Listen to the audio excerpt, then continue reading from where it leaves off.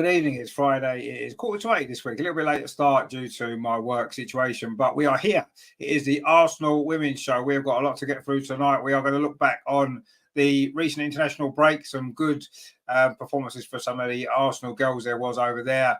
We're going to also, of course, look ahead to this weekend's big North London derby, another virtual sellout at the Emirates as well, Arsenal versus Tottenham. There's also a big cup semi-final on Wednesday night. Aston Villa visit Meadow Park in the Continental Cup. Will we be repeating last season's glory there? You can see behind me. All that will become clear, obviously, later on this week when we face Aston Villa in that one. So lots and lots to get through. Plus, of course, your comments and questions, as always, coming up the other side of this.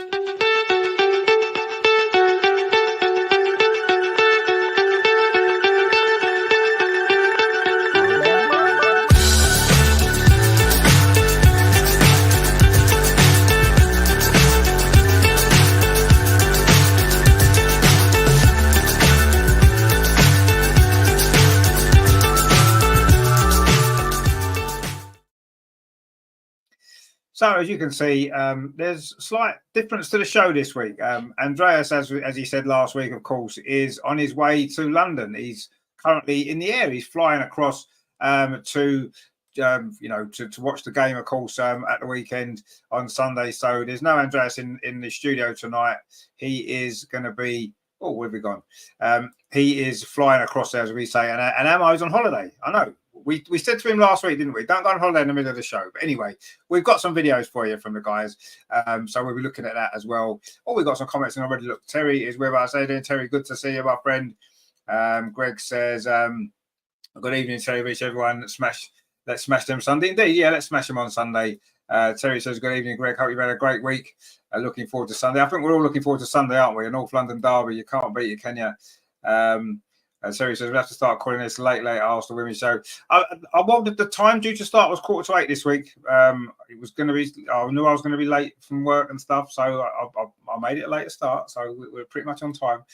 Greg says as long as the girls don't leave it late, well, they can leave it as they like, as long as they get the job done in the 90 minutes. Terry says no, it'll be over by half time. Well, we'll look at that, won't we? Later on as well. We'll look ahead, of course, to that game.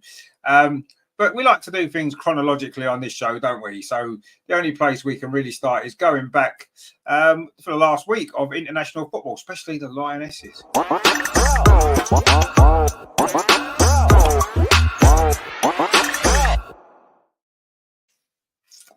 And, of course, from the picture there, Lotte, Woober, Moy, we've been saying here, haven't we? And even on last week's show, when she didn't start the first game against Austria, we were like, what is going on? What has Lotte got to do to get a start for England, get a position in the team? She came on at half-time in that game.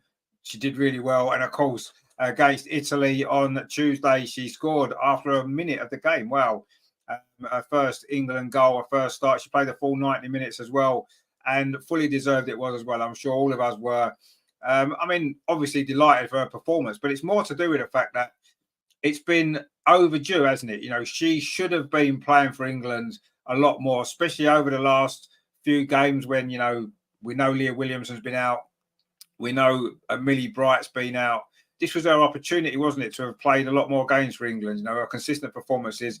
You know, the comment from Serena were nice to hear, wasn't it? Saying, you know, our game's improved and stuff like that. And maybe now she's had an opportunity to really establish herself, hasn't she, in this England team now going forward, because she's been consistent week in, week out for Arsenal. Yes, and people have said it, and people have said it in the comments here. We've heard it a lot. She makes mistakes. Yes, of course, she makes the odd mistake here and there. Leah Williamson makes the odd mistake. Millie Bright makes the odd mistake. The best defenders in the world make mistakes. But Lotte has reduced those mistakes quite substantially. Her concentration levels are better, and her level of performances have really risen, haven't they, over the last year or so for Arsenal, as she's playing more regularly, and obviously for England in those last couple of games. And it was great to see, wasn't it? We're all delighted for her. Yes, we were disappointed Leah Williamson had to pull out with an injury. We'll come on to the team news for Sunday shortly as well. But we were disappointed with that, obviously, but it did give Lotte that opportunity. And, wow, talk about grab your chance. That's all you can do, isn't it?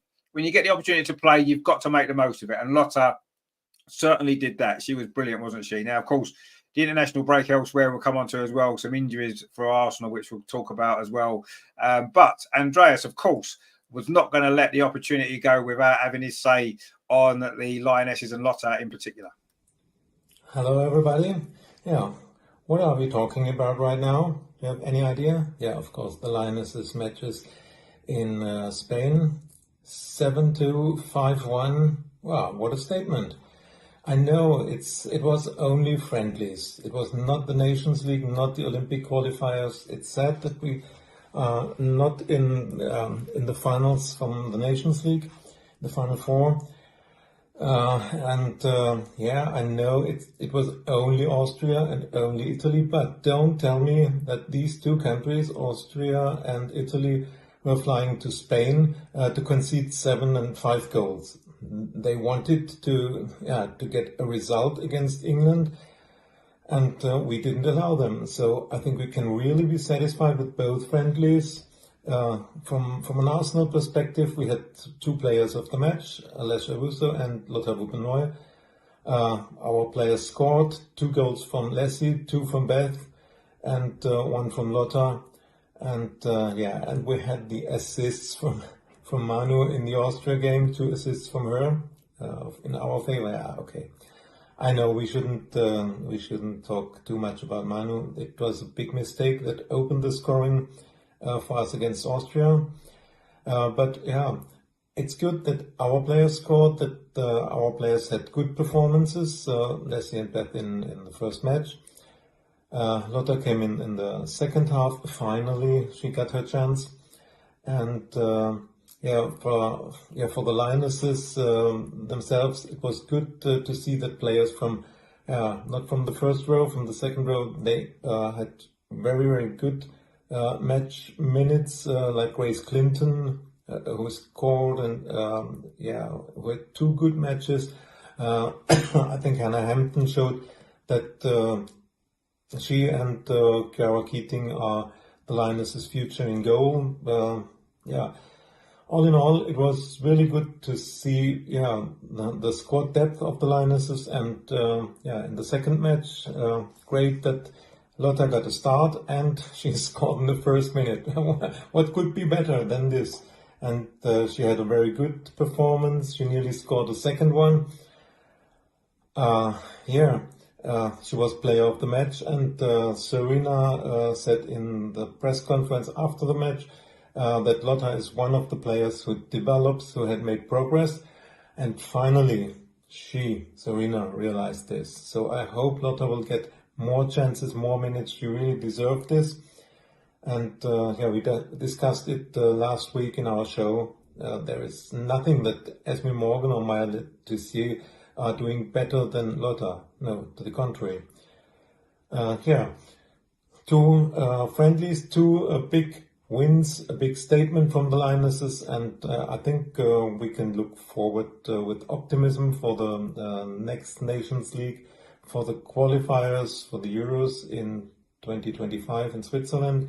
Of course, the Lionesses must qualify to defend their title, and I really, really hope, and I'm convinced we will qualify. And you see, I'm prepared. Come on, you Lionesses. Very good job done in this international break.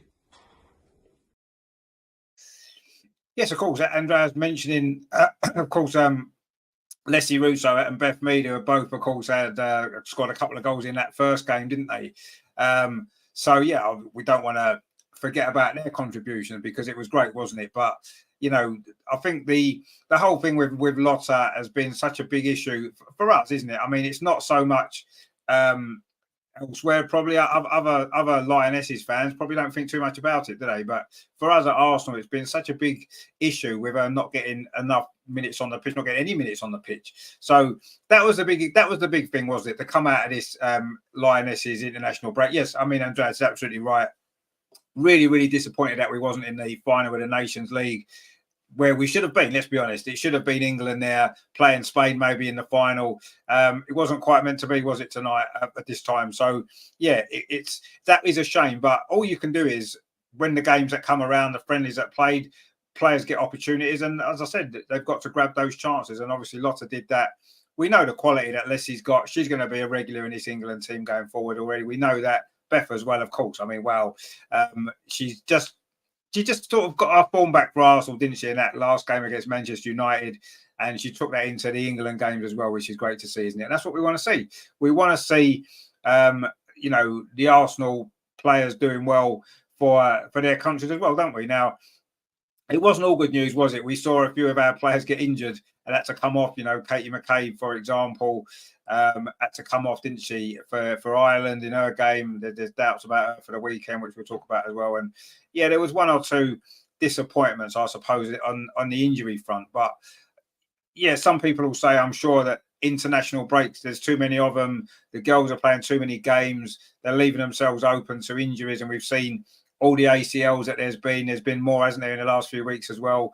And yes, obviously that is a concern. But I think international football for women has always been, up until the last few years, maybe, that's been the big thing in women's football, hasn't it? The league hasn't maybe taken the priority that it does in the men's game. In the men's game, it's all about your league, isn't it? Your domestic competitions and the Champions League and that kind of stuff. Whereas in the women's game, it's always been more about, or previously, it's always more about international, hasn't it? The international tournaments. And most people, when you speak to them about how did you get into women's football? Where did that come from? Most people say it was because they watched a World Cup or a tournament, and that's what got them into women's football. So I do think international football for women is more highly regarded than it is in the men's game, and certainly for the players. And I do think that it's important that the players do manage to, get their opportunity for their countries. It's so important, isn't it? And it can boost confidence, can't it? You can imagine Lotte now coming back to Arsenal. Imagine how she's feeling right now after the week that she's had away with England. She'll be absolutely buzzing, won't we? Absolutely buzzing. And yeah, it's great, isn't it, that she's got our chance. But yeah, Beth, brilliant. Leslie, player of the match in the first game. Two more goals for her. We want to see her scoring them sort of goals for Arsenal, don't we? That's what we want to see, more of that. She's got, I think, 9 goals is it this season, 8 or 9 goals for Arsenal, and we want to see her regularly scoring goals like that for Arsenal a bit more often than she has been. But there's no doubt in her quality, is there? And they'll all come back really, really buzzing, won't they? Looking to go on and hopefully finish the season really successfully for Arsenal as well. So it was, it wasn't the international break maybe a few months ago we were hoping it was going to be. This one we were hoping was going to be the Nations League, battling for that place in the Olympics. But I think overall, maybe the fact we haven't qualified, Holland haven't qualified either, might do us some favours with the players getting a rest in the summer, proper holiday this year that they maybe haven't had in previous summers in recent years. So I think maybe, yes, obviously we'd have loved the Team GB, I suppose, to be at the Olympics, but we need to look on the positives of it, and the positives are the players get a proper rest, which I think some of them need, don't they? With the injuries that's creeping in now, I think that the rest is certainly going to do everybody some good, isn't it? So yeah, it was what it was. It was friendlies, but 2 great performances from England, wasn't it? Really, really good performances. The goals flying in again, which I think that's been an issue, hasn't it, for England in the last year and a half, maybe. Although we've had generally positive results, we've not been scoring anywhere near the number of goals we were before the Euros in 2022. So that was a positive sign, and let's hope it's a positive thing going forward. And as Andreas rightly says, we need to qualify for those Euros, don't we, to defend our title or give it a good go. It's never easy, is it, when you're the holders of a trophy like that to retain it? But we need to give it a go, and we need to qualify and be there, and I'm sure we will. And it was good to see, wasn't it, some of the younger players playing and getting minutes and impressing. I thought some of them really. Grace Clinton, as Andreas mentioned, what a great week it's been for her as well. A young player, and we need these players to come from, don't we? As much as we all want the Arsenal players to be playing, when you see a young player coming through that makes that impact, it's great, isn't it? Because that's what we need to sustain the success that we've had, winning the Euros, reaching a World Cup final. If we're going to keep sustaining that over the next few years, we need these young players coming through, because some of the girls in the England team are not going to be around, are they, for the next World Cup? So we need to have youngsters coming through. So that's good as well. It's a positive, and yeah, it's been for what it was a decent international break for the Lionesses, wasn't it? Even though I say it wasn't the games that we hoped it would be. But yeah, it was good to get two good wins, wasn't it? Scoring 12 goals in those 2 games as well. I say the Arsenal players, of course, as always, we lead the way. We lead the way in everything, don't we, when it comes to women's football? We sell out the stadiums, and we've got some of the best players who play for England as well, and other nations in the world, don't we? Which is great, isn't it? But there you go. So that was good, wasn't it? So it was decent to have a good international break. It was great for Lotte. Over the moon for her. So happy for her. What a great week it's been. And yeah, we're looking forward now. Of course, international break's finished. We can put that away for a few weeks. I think the next one's in April, isn't it? So we can forget some international breaks. And we can concentrate on the most important things, the bread and butter of the game, which is of course the WSL. And what a better way to get back into action on Sunday. Wow, what a game this is going to be.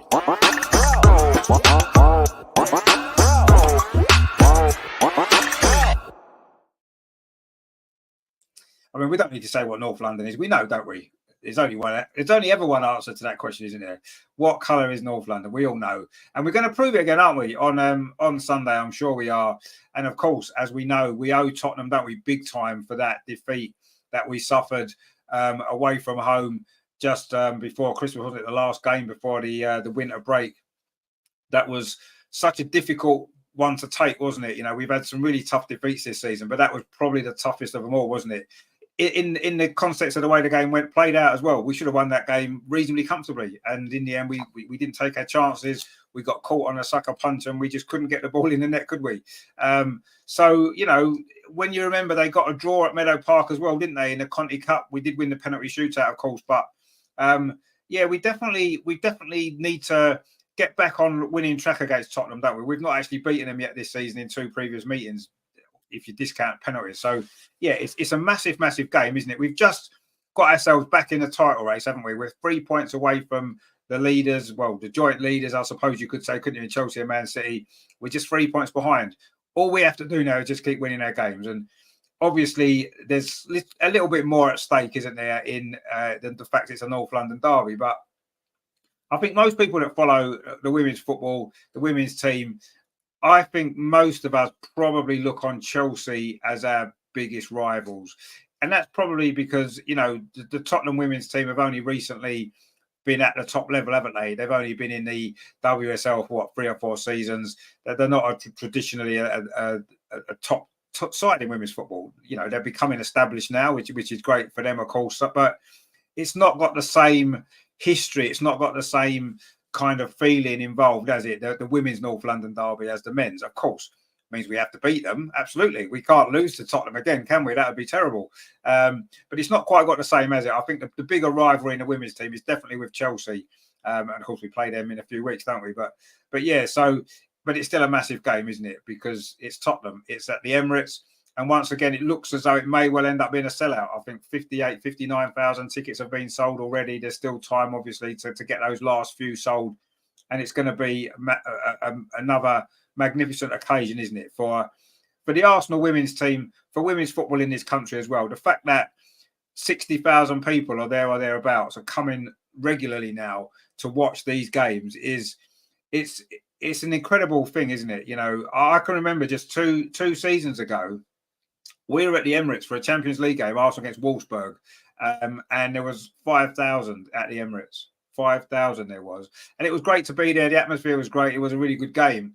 But there was 5,000 there. Now, less than 2 years later, we're getting 60,000 again. We've had 50,000 a few times. A sellout in the Champions League last year. How quickly this has grown, and it's incredible, really. Sometimes you have to almost it takes your breath away, almost, doesn't it? How quickly this has changed. We could never have imagined, could we, that the Emirates would sell out on a regular basis for the women's team. Whoever thought that would have been possible? I certainly never thought it would. I remember on the show here maybe 2 years ago, we were talking about, making the Emirates a potential permanent home for the women's team. And I remember we were all saying, it wouldn't work, would it? When we're getting 5, 6, 10,000 in a 60,000 stadium, it wouldn't be beneficial to the team. And you saw, didn't you, some of the results that we had at the Emirates in those sort of earlier days when the ground was mostly empty. The results wasn't as good, were they? We were losing a lot of games there, and it didn't really feel like it was home. But now the stadium's getting full, and you can see the results have improved massively, haven't they? And now we're winning games and we're playing well. I mean, look at the Chelsea performance, magnificent. The Manchester United performance, magnificent again. And if we play anywhere near that level again against Tottenham on Sunday, we will win that game fairly comfortably, won't we? Let's be honest. And I'm sure last season we were at the Emirates for the Tottenham game when Arsenal won 4-0. And that was, I think, 45,000, which at the time was a record WSL crowd. And of course, since then, we've beaten it, 5 or 6 times, haven't we? Just incredible. It really is. And it's so good to see. And really looking forward to the game on Sunday, as I'm sure you guys are. And of course, Andreas is the reason why he's not with us tonight is because he is on his way to London. In fact, he may well be. He's probably flying right now as we're speaking over to London. So, of course, he's given us his thoughts ahead of the Tottenham game tomorrow. Yeah, okay. Let's look what's coming up on the weekend. On Sunday, there is another North London derby. I read today that right now 58,000 tickets are sold, so there's a good chance that we'll have another sellout for the North London derby, and that's great. 2 weeks in a row to sell out the Emirates is just fantastic. It shows what a fan base we have right now, and all that the club was doing, advertising and everything worked. There's a real fan base now, and the girls, I think, will be happy and motivated to play in a packed, fully packed Emirates against Spurs. And there's no doubt that we must win this match. It's a must win once again. And we all remember the disappointment of, was it November, December, when we were unable to beat Spurs in 2 matches. There was the draw in the Conti Cup. Okay, we won the penalty shootout, but brought us the extra point we needed in the Conti Cup group stage. But then a few days later, we lost away at Spurs for the first time in WSL history. And this, there can't be a repeat of this. We must show this was a one-time error. This will never happen again. We are the better team and we will beat Spurs. We must beat them. Of course, we have some problems with the squad, injuries, and the Canadians and Emily Fox in the US for the Gold Cup. So our Australians are traveling a long way back. I hope they will be fit. I read that Stina had a slight injury, and Katie McCabe was subbed off with tiny problems. Let's hope that everything will be solved and our players will be available. Viv and Vic Pelova returned from the Dutch camp. They are not in the squad for tonight's match against Germany for Olympic qualification decider. I really don't know what's going on with Viv. It was said that she's unable to play 2 matches within 5 days. Okay, there are a few days until Sunday. Let's hope she can even be on the bench or come from the bench. And Vic was subbed off against United, and since then she hasn't played. So I think she will be a doubt.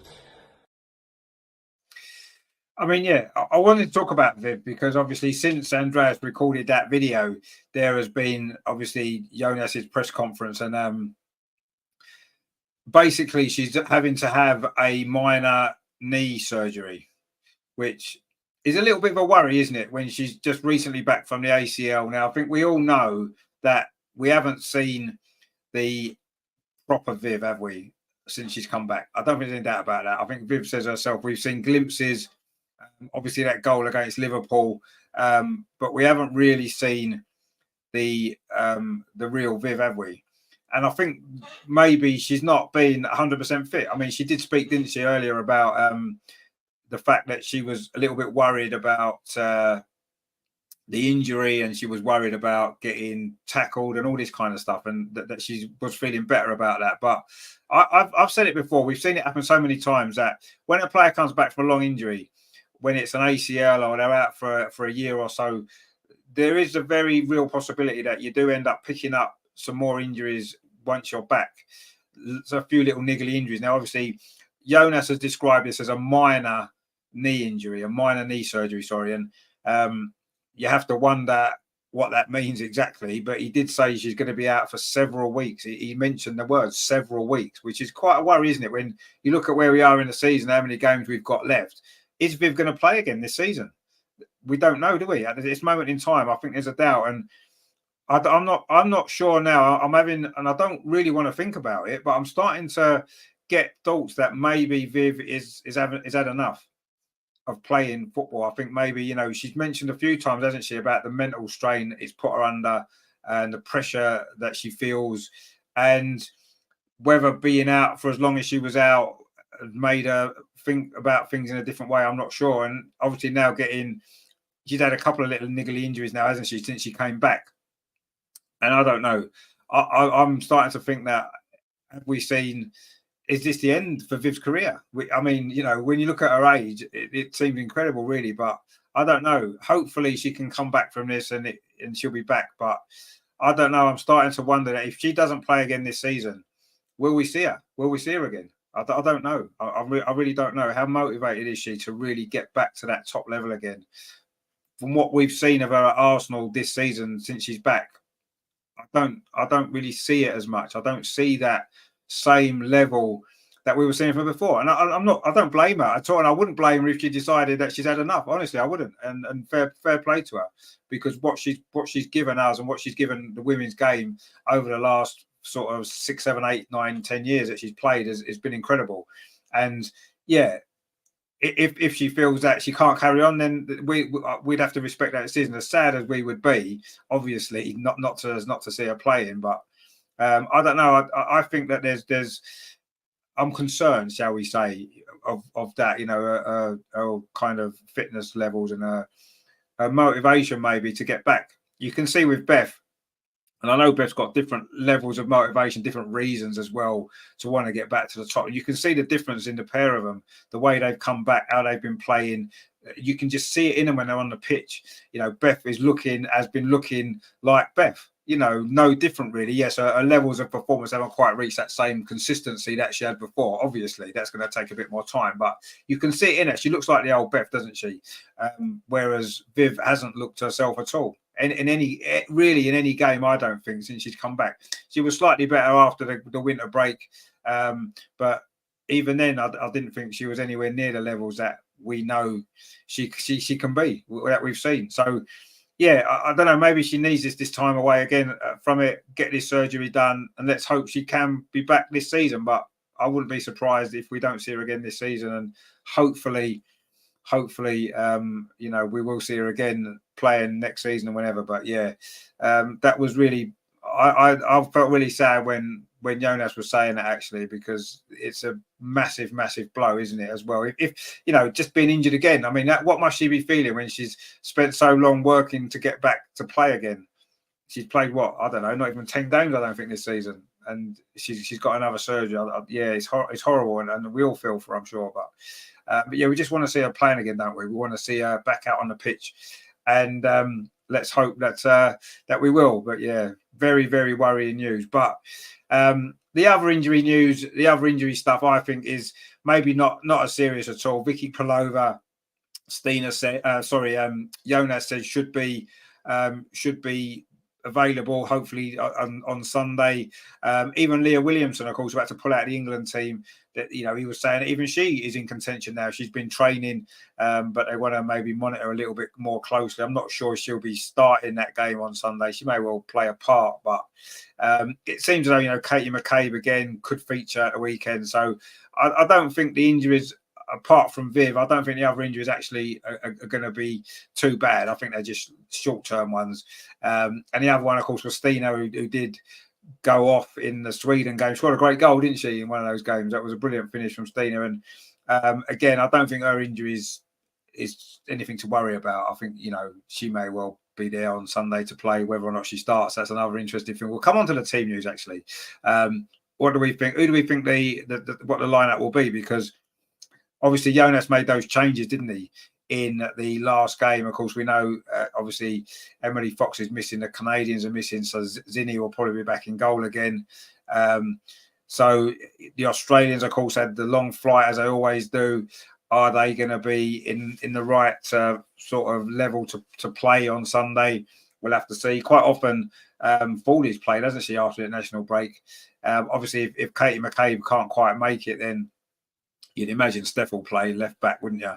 Although who's going to play right back now? Noel Moritz has gone. That's a bit of a problem. The other news was, of course, on Amanda Illestat, who's missed a few weeks, hasn't she, with an illness. Let's hope it wasn't nothing too serious, but she was out for quite a long time. But Jonas did say that she's back in training, but the game on Sunday's come too soon for her. She may well be fit for Wednesday night to play some part in that. We'll have to see. Not sure what her issue was, but glad that she's back training with the team. That's good news, isn't it? Let's hope she can be back playing soon, because I think we've missed her. So yeah, brilliant news for some of those injuries, but yeah, obviously really bad for, I feel really bad for Viv, of course, as I'm sure we all do. Now, before we go on to the team news, of course, we have got Andreas has given us his kind of options for the team. Bearing in mind, just when Andreas filmed this, it was earlier in the week, and some of the injury issues and some of the stuff wasn't as clear as it maybe is now. So bear that in mind, and Andreas might not necessarily get everything right because of some injuries and stuff that are different news that we've got now. Yeah, what about the lineup?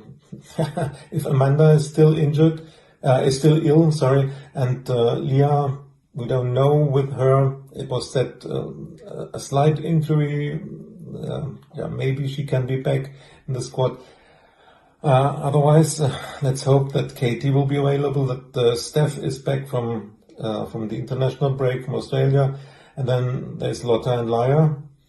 Of course, in goal will be Manu, because Subs is in the US for the Gold Cup. Then we'll have Wally, Kim, maybe Frida, who was on fire for Norway, or Kyra. And then in the attacking line will be Caitlin, Stina or Leslie, and Beth. The spot is thin for this North London derby, but anyway, the players who hopefully are available should be good enough to beat Spurs. I think Grace Clinton will come with a lot of self-confidence from the international break for Spurs, and Beth England will be fully motivated to show that Serena should pick her for the next international camp.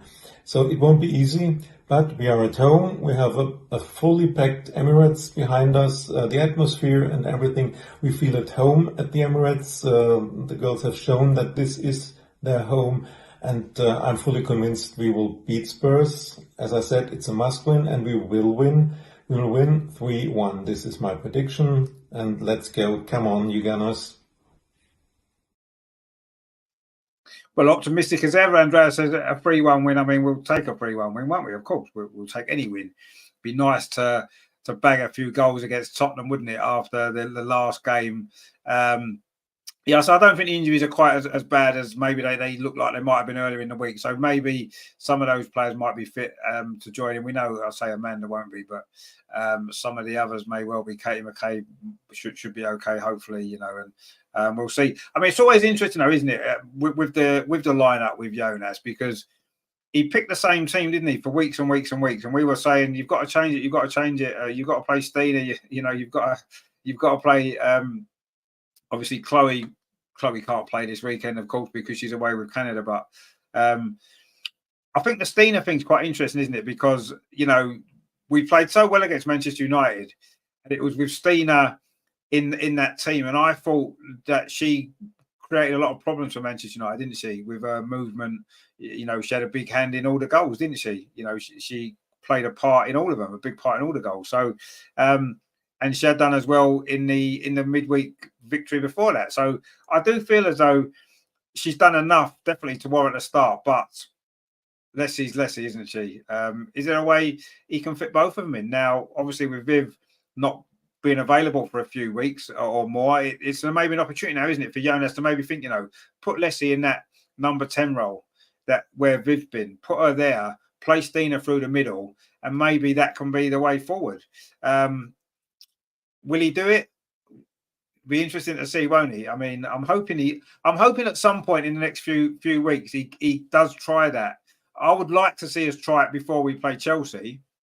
Obviously, we've only got 2 games to play before then, so I don't know whether or not he will. I'm hoping he might, because I do think that's probably the best way forward for us, isn't it? To try that, because I think when they played together before, not quite in that way, but it's worked, and I would like to see that happen again, because I think now is the time. I think Stina deserves to be in that starting lineup. You don't really want to leave Leslie out because of what she brings as well. So let's hope on Sunday he can come up with that plan and he can get them both in the team. I would play Leslie number 10, Stina through the middle, and then obviously Beth. And it'd have to be Caitlin, won't it? I guess if she's fit enough to play following the flight back from Australia, that would be the kind of attacking lineup, wouldn't it? I think it'll be Kim Little and Leah Volti just behind in the midfield. I think that's what he'll go with, the experience there and quality. Why not? And then, of course, at the back, I think Lotte Wubben is almost definitely going to start, isn't she? And probably be Leah Cadena, because I don't think Leah Williamson's going to be fit enough to start. She may well come on.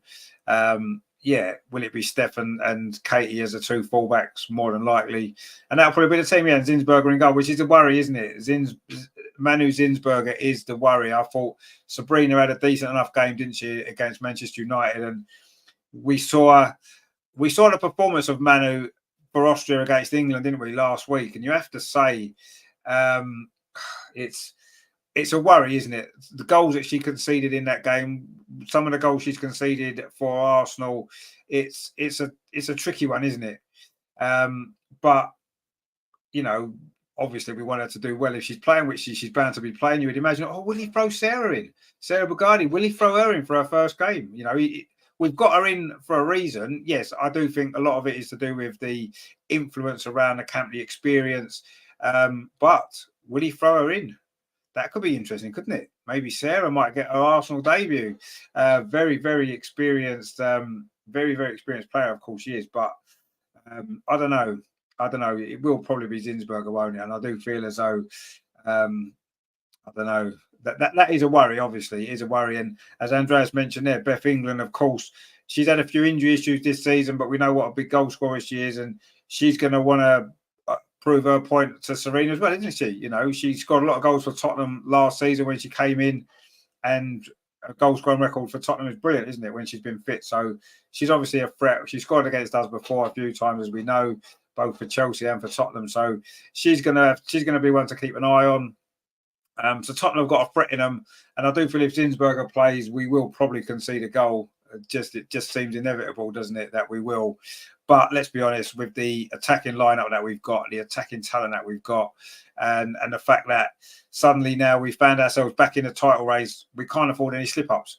And I don't believe we will. I think a packed-out Emirates has inspired the team in recent games, and I think it will inspire us again. I'll be shocked if we don't win this game fairly comfortably. I know it's a derby, and derbies don't always go like that. I know we've had some big wins against Tottenham previously, but I think we'll win this game fairly comfortably. I'm going to go 4-1. Slightly more optimistic than Andreas is 3-1. I'm going to go 4-1. Yes, I do think we will concede probably a soft goal from a set piece or some rubbish, and Beth England will probably score it if she plays. But we should have far too much for them, and I think we will score. It's going to be a good day, isn't it? Anyway, packed out Emirates is, as we said before, it's a brilliant occasion. And yeah, it's going to be good, isn't it, to see hopefully another big victory at the Emirates. You know, we've scored 7 goals in our last 2 games there. Let's get a few more and really show that the Emirates is our home now for this team. And going forward, it may well become our permanent home, mightn't it? It may well do, but we'll have to see. We'll have to see what happens with that going forward. But yeah, let's make the most of the games that we've got. We've got one more to come, of course, after Tottenham, which is the Leicester game in April. Hopefully there'll be a lot riding on that. If we keep winning our games, it's going to be good, isn't it? So yeah, I think we'll beat Tottenham fairly comfortably. I'm going to go 4-1. Andreas has gone 3-1, and we are going to enjoy that game on Sunday, aren't we? I'm sure it's going to be good. So yes, make sure that that you join us for the game as well on Sunday if you're not at the Emirates. And if you are at the Emirates, don't forget to look out for Andreas. A few people recognised him last time on the train, and even in pubs afterwards and stuff like that. He's just so popular, isn't he? He's so popular, Andreas. Everyone just wants to say hello to him, don't they? So if you do see him on Sunday at the game, don't forget to say hello, and he'll be very, very pleased to see you, which is good, isn't it? So that's great stuff. So that's Tottenham then, North London derby. What a better way to enjoy your weekend than watching a North London derby, and it's going to be great, isn't it? So make sure that you do watch it. Now that isn't, of course, the only game we've got this week. It's actually a really, really big week, isn't it? Because after Sunday on Wednesday night, we have got the semi-final of it's our cup now, isn't it? We're going to call it our cup because, as you can see behind me, there we are lifting that trophy. Look at that. That was us, of course, last year, beating Chelsea in the final of Continental Cup. And we've got the semi-final coming up on Wednesday, where we are playing, of course, Aston Villa. And we know what a difficult game they gave us earlier in the season. So let's have a little look ahead to this big cup semi-final.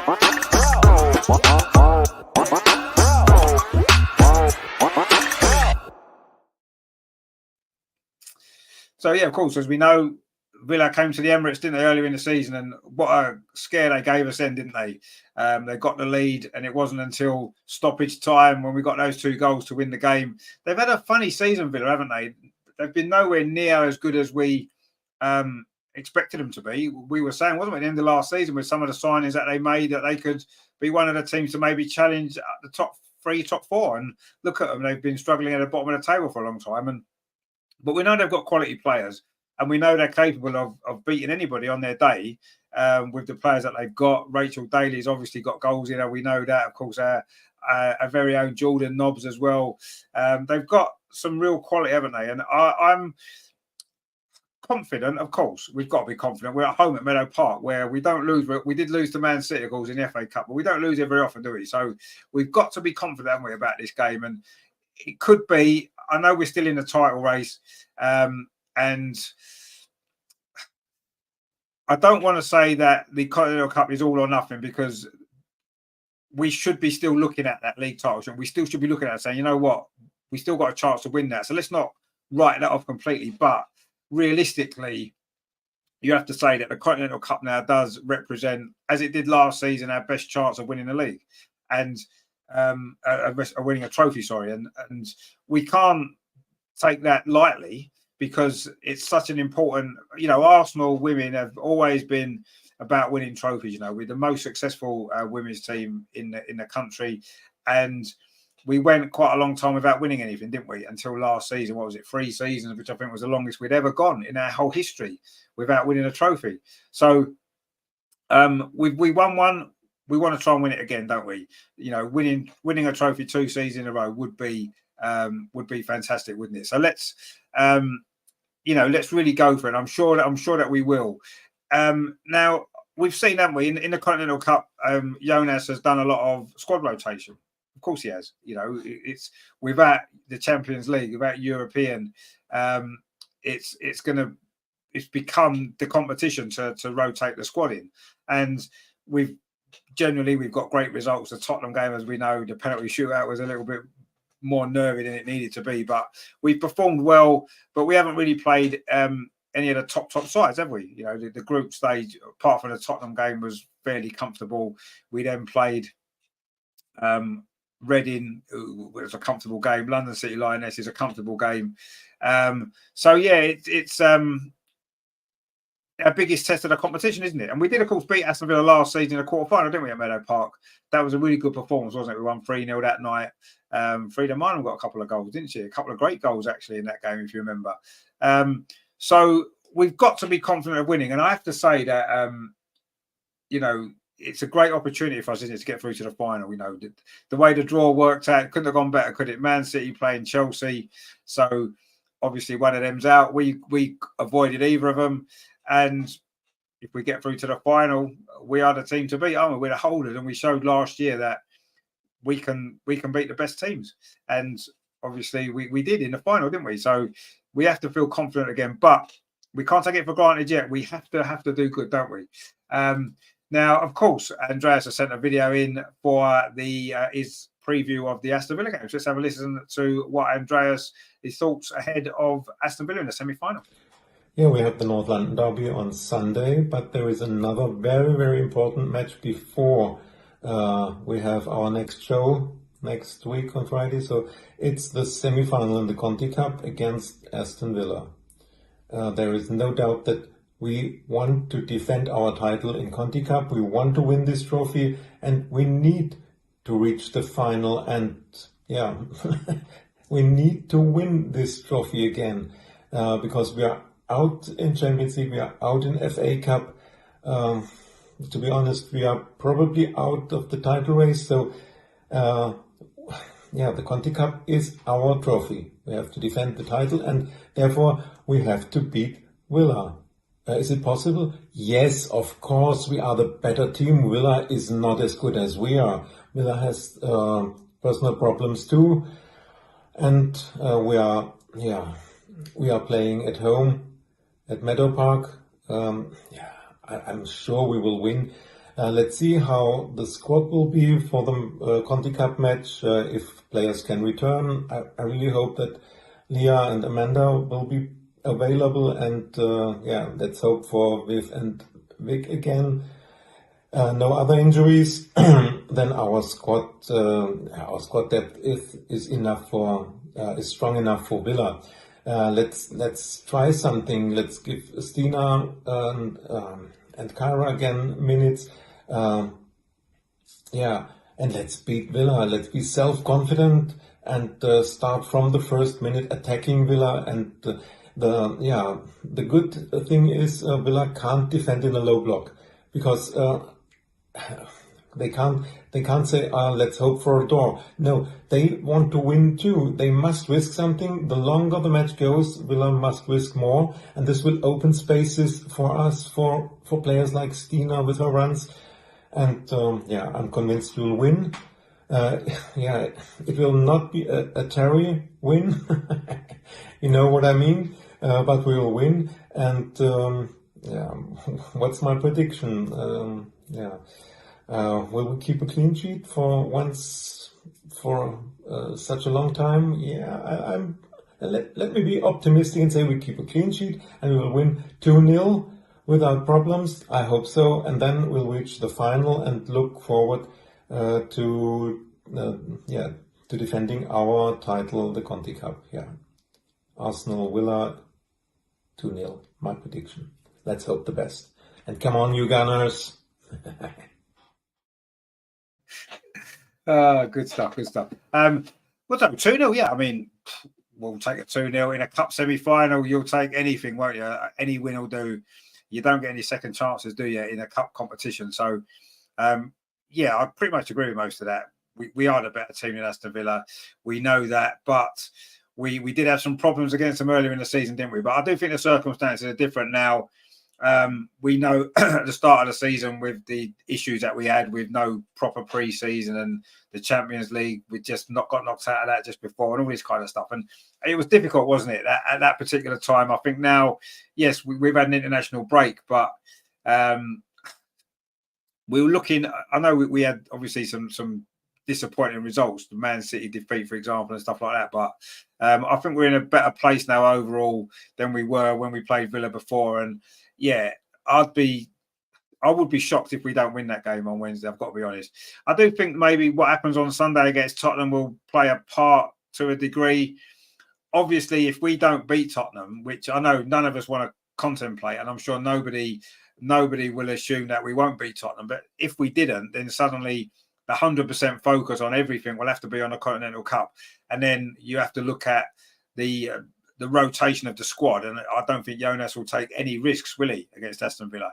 I don't think he won't take risks anyway. It's not a risk, is it, rotating our squad with the quality that we've got? But I think if we don't beat Tottenham, he will go with the sort of team that he trusts more. We've seen what that is, haven't we, through the season? So I think that's what happened. Obviously, if we beat Spurs, then he may well make a few more changes to the Villa game than he might do otherwise. So let's hope that's the case.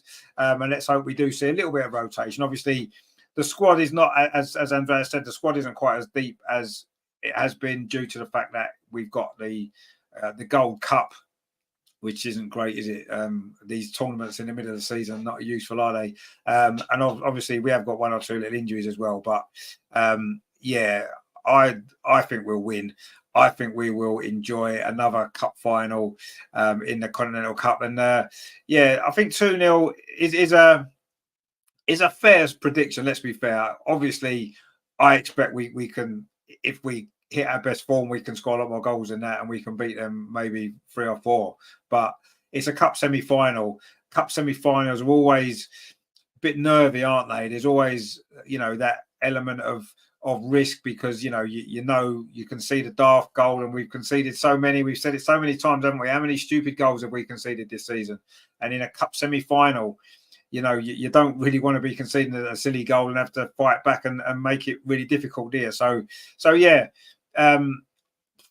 we will probably concede. Let's be honest. Rachel Daly, she's good in the air. We haven't been good at defending balls into the box. So yeah, she did score against us last season as well, didn't she, if you remember? So I think we will concede a goal. I'm not going to be quite as confident as Andreas in the clean sheet side of things, but I do think we'll win. I actually think this game could have goals in it, actually. I think it could be a surprisingly open game for a cup semi-final. I'm going to go 3-2. I'm going to go 3-2 to Arsenal. I think we'll win, but I think it'll be a little bit nervy. I think it'll be a little bit tense, but I think we'll overcome them in the end. I think we've got enough quality, and then we'll get the goals. It may well take someone coming off the bench to win us the game. Maybe would it be Stina, or will she start? We'll have to see. But I think we'll win 3-2. We'll go through to the final.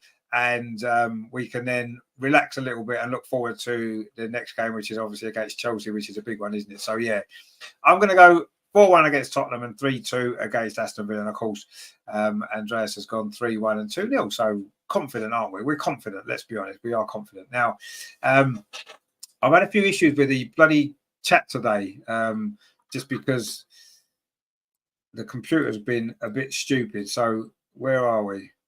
I don't know if a lot of this has come through. Terry said there, Lotte Ruben-Moy, what a girl. Obviously, going back to Lotte Ruben-Moy, well, that would have been a long time ago. Yeah, of course, we said how brilliant she was.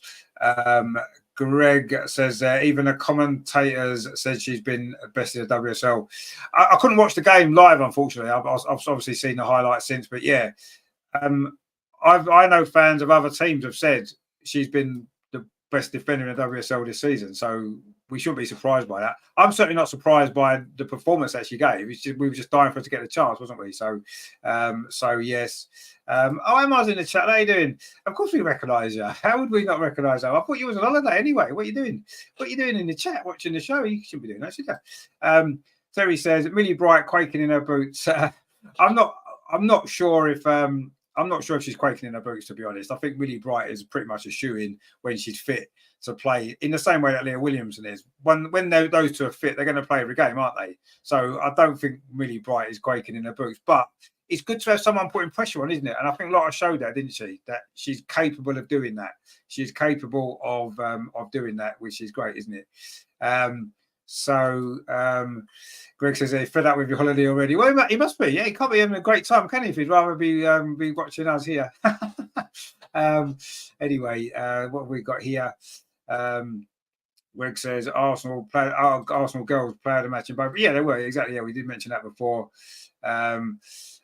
Terry saying 8 o'clock. Amar is here. Yeah, good to see Amar in the chat, isn't it? Where are we here? Terry says, funny how the goals dried up with too many salty FC players in the squad. Bring back Laguna girls and back. Yeah, well, there were a few Chelsea players in the team as well, wasn't there, that played in both of those games. But yeah, I mean, obviously the Arsenal goals are going to lead the way because we know that we're the best, aren't we? We know they are. LG says Serena is better than Jonas. Well, yeah, I mean, I don't think that's even an argument, is it? Because Serena has managed an England team that's won a major tournament for the first ever time, a women's team, first ever tournament they've ever won, and got to a World Cup final on the back of that. So, of course, there's no question, is it, that Serena is a better manager than Jonas is currently. I don't think anyone would argue with that. And if Arsenal did get rid of Jonas, I'm sure all of us would love to see Serena managing Arsenal. But I've said this before. I know you're not a big fan. I know you're not a big fan of Jonas, LG. We know that, and you've kind of put some points across in the last few weeks that maybe has got me thinking maybe you've got a fair point, and I don't disagree with you. But I think 3 points off the top, semi-final of the cup. I don't think now is the time to really be looking or giving Jonas any particular grief. I think if we were not to beat Tottenham, we lose to Aston Villa. Absolutely, his days will be numbered. Absolutely, 100%. And let's get Serena in. But no, Serena's staying with England, isn't she? And we're happy. We're happy to have her. We're happy to have her stay in with England, aren't we? Terry says, by 2:30 on Sunday, everyone will think Jonas is God again. Well, I'm sure we'll all be happy with Jonas again. Well, not again. I mean, we're happy with him after the Man United game, wasn't we? Let's be honest. I was happy with him before the Man United game because of the team changes that he made. That made me really happy because they were the changes we've been crying out for, and it worked. What a surprise. But no, I mean, obviously, if we beat Tottenham, we will be obviously over the moon, won't we? Terry says, let's hope Andreas ain't staying in Clapham. Shootings and all sorts happening there earlier. No, actually, I can't remember because he wasn't in his normal old hotel, the one in Aldgate, the Motel 1. Again, I don't know if he's in the one in Paddington again. He's definitely not in Clapham anyway, so don't worry about that. He's definitely not in Clapham. I'll have to see, actually. I'll have to make sure he's okay. But yeah, he'll be staying. I'm sure he's staying in Paddington where he did the last couple of weeks. So yeah, I can't believe that Motel 1 in Aldgate. If you are listening, I can't believe that you've tried to charge Andreas silly prices for your hotel when he's been your most famous guest ever. There's no one more famous than Andreas has stayed in your hotel, and yet you're pricing him out of the market. It's ridiculous. He's had to go somewhere else. You're losing out. You're losing out on having your most famous guest have to go somewhere else. I think you need to sort it out, and I think you should give him next time he's there, give him a free night in your hotel. He deserves it. So that's what needs to happen. Greg said Stina was training today with strapping on the right knee. Yeah, she was, but she was training, and to me, it's just like, when you've had a little injury, you want to protect it a little bit, don't you? I'll be amazed if Stina isn't fit enough to be in the squad on Sunday, whether she starts or not. That's obviously Jonas's decision, as we know. But let's see. Terry says, let's hope Viv has just played too many minutes after being out for ages, and that's all it is. Yeah, well, it is an operation she's having to have on her knee. Whatever the reasons that's caused it, we don't know, do we? But yeah, it's not good, is it? It's not looking good at all. Greg says that's the problem with Zin's in goal. Let's hope we can stop Spurs shooting on target. Well, yeah, we have to defend well, don't we? When she's in goal, defend better because, yeah, she's just not quite at the level that we need her to be, that she used to be. And yeah, I do feel that has become an issue this season, even more so. But Sabrina's done well, and we have got Sarah. As I said, is it going to be Sarah's time to shine this weekend? Who knows? And she may well play against Aston Villa if she doesn't play on Sunday. Terry says the Zins will be okay Sunday. She's more than let her quota in for March already after the England game. That was in February though, wasn't it? So did that count to a March quota? I don't know, because it was in February. So it worries me. It does worry me when she plays now, and I don't. It's not a nice thing to have, is it? Because she's been our goalkeeper, our number one goalkeeper for a few seasons now, and yes, she's had her moments, but I've never been worried about when she's in the team. You think, oh, she's number one, fair enough. But this season, it started to worry me. When you see her in the team, you're like, oh, you're a little bit concerned, aren't you? If we concede set pieces and stuff like that, you're worried now. And it's not a good situation to be in. Hopefully the defenders in front of her aren't as worried, because maybe that's why we're conceding some goals. I don't know. Greg said it's 3-1 at half time. Well, it might well be the half time score. Let's face it, we were 3-0 up at half time against Man United, wasn't we? We didn't score any more, so maybe it is. Terry says, I'm going for a trouncing on Sunday. 6-1, are you? Wow, okay.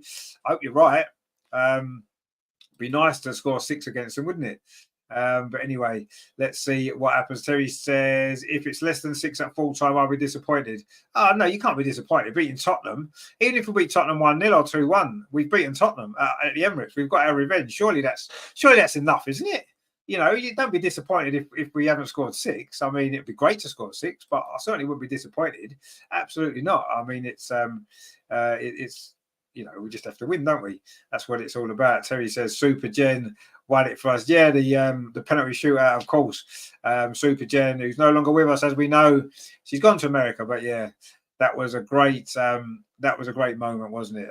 Obviously, when it comes to the end of the season and we're talking about, you know, the highlights of the season, I'm sure Terry's number one moment will be Super Jen's penalty against Tottenham, won't it? That won us the game. Hannah Hannah's with us, says Sarah in goal, Manu out on Sunday. Well, obviously there's a possibility. I don't honestly think that will happen personally. I think that you know, Jonas it's made Zinzi's number one, and I think she stays his number one for the time being. So I don't think, obviously there's a possibility Sarah might play. I did mention it before, but I don't think she will. I think it will be Zinzi in goal on Sunday. Wednesday might be different. I think if we beat Tottenham, maybe Sarah might play against Aston Villa potentially. I don't know, but I don't know. I think she's there for backup, so probably not. But let's see. I'd like to see her play actually, because you know what an experienced goalkeeper she is, and you can't see her making the same similar mistakes from balls into the box as what Zinsberger does. So would she be a better bet? Certainly for the Villa game, maybe. Greg says Andreas giving half-time scores for both games. Well, maybe he is. Maybe sometimes the half-time score is also the full-time score, though. Let's not forget. As I say, the last game against Manchester United kind of showed that. Terry says it will be a stroll 4-1. That's obviously the Villa game. Well, you're expecting a big week then, Terry, aren't you, for goals? We shouldn't be surprised, should we? I mean, I said 4-1 against Tottenham, but I think it's going to be a little bit tighter against Aston Villa just because that tends to be what happens in cup games. I think cup semi-finals generally are a lot closer games, aren't they? Even sometimes when the difference in the level of the team. For an example, I mean, we went last Sunday to the Newcastle women. They were playing in the semi-final of the National League Cup. Now, they were playing Portsmouth. Now, although Portsmouth are top of their league, which is the southern section, Newcastle are full-time and Portsmouth are just part-time. So there was a massive difference in the gap between Newcastle and Portsmouth, you know, full-time and part-time. And in the end, Newcastle won in the last minute of the 90. They scored to win 2-1. So I think that's where cup semi-finals are, aren't they? Cup semi-finals are all about on the day, and form goes out the window, doesn't it? And I think we'll win, but I don't think it's going to be an easy, comfortable win at all. I think it's going to be difficult. I think we're going to have some problems in the game, and I think we're going to be a little bit nervy, and I think we're going to have to suffer a little bit, but hopefully we will go through. Of course, we should do, shouldn't we? Terry says, Lotte is the girl to sort Daly out. Well, you know, Daly's caused us problems in the past against Lotte and stuff. So, but yeah, let's hope so. I'm sure Lotte will have a great game. Hada says there, whether or not Jonas depart Arsenal soon, when he eventually leaves the club, one of the candidates to replace him could indeed be Ludlow. I think there's a few, isn't there? I mean, obviously someone with a big Arsenal connection would be great, but I don't know. There's a lot of candidates there, isn't there? And I'm sure that if the Arsenal job becomes available at whatever point it is, whether it's, you know, in the next couple of weeks, if the next 2 games don't go well, if it's at the end of the season, or if it's further on than that, I mean, you know, I'm sure there'll be loads and loads of people will be in the running for that job. You know, we'll be looking at all the best possible candidates. And yes, someone with a big Arsenal connection would be great, wouldn't it? Of course it would. But we have to look at, do we not want the best manager that's out there, whether or not they've got an Arsenal connection or not? I personally do. I want the best manager that we can possibly get, whoever that happens to be at the time when the job becomes available. So let's see. I mean, it is going to be interesting to see what happens, isn't it? But at the moment, we've got Jonas. I'm sure he's certainly safe for this next 2 games, isn't it? At least, and if we win them both, he's going to be safe till the end of the season, you'd imagine. But let's see what happens with that. Greg says, if Leslie can play as well as she did for England, we'll have no problem scoring in both games. Yeah, but this is what I said before. The issue isn't how well Leslie can play. We know that. It's the fact that whatever the reason is playing for Arsenal, she's not scoring those regular amount of goals, is she? You know, she as she does for England. Her goals on record, goals per game for England is much higher than it is goals per game for at club level. Even before, you know, when she played for Man United, she wasn't getting 25, 30 goals a season. But when you look at her goals per game for England, if she played a full season at that rate, she would be scoring 25 goals.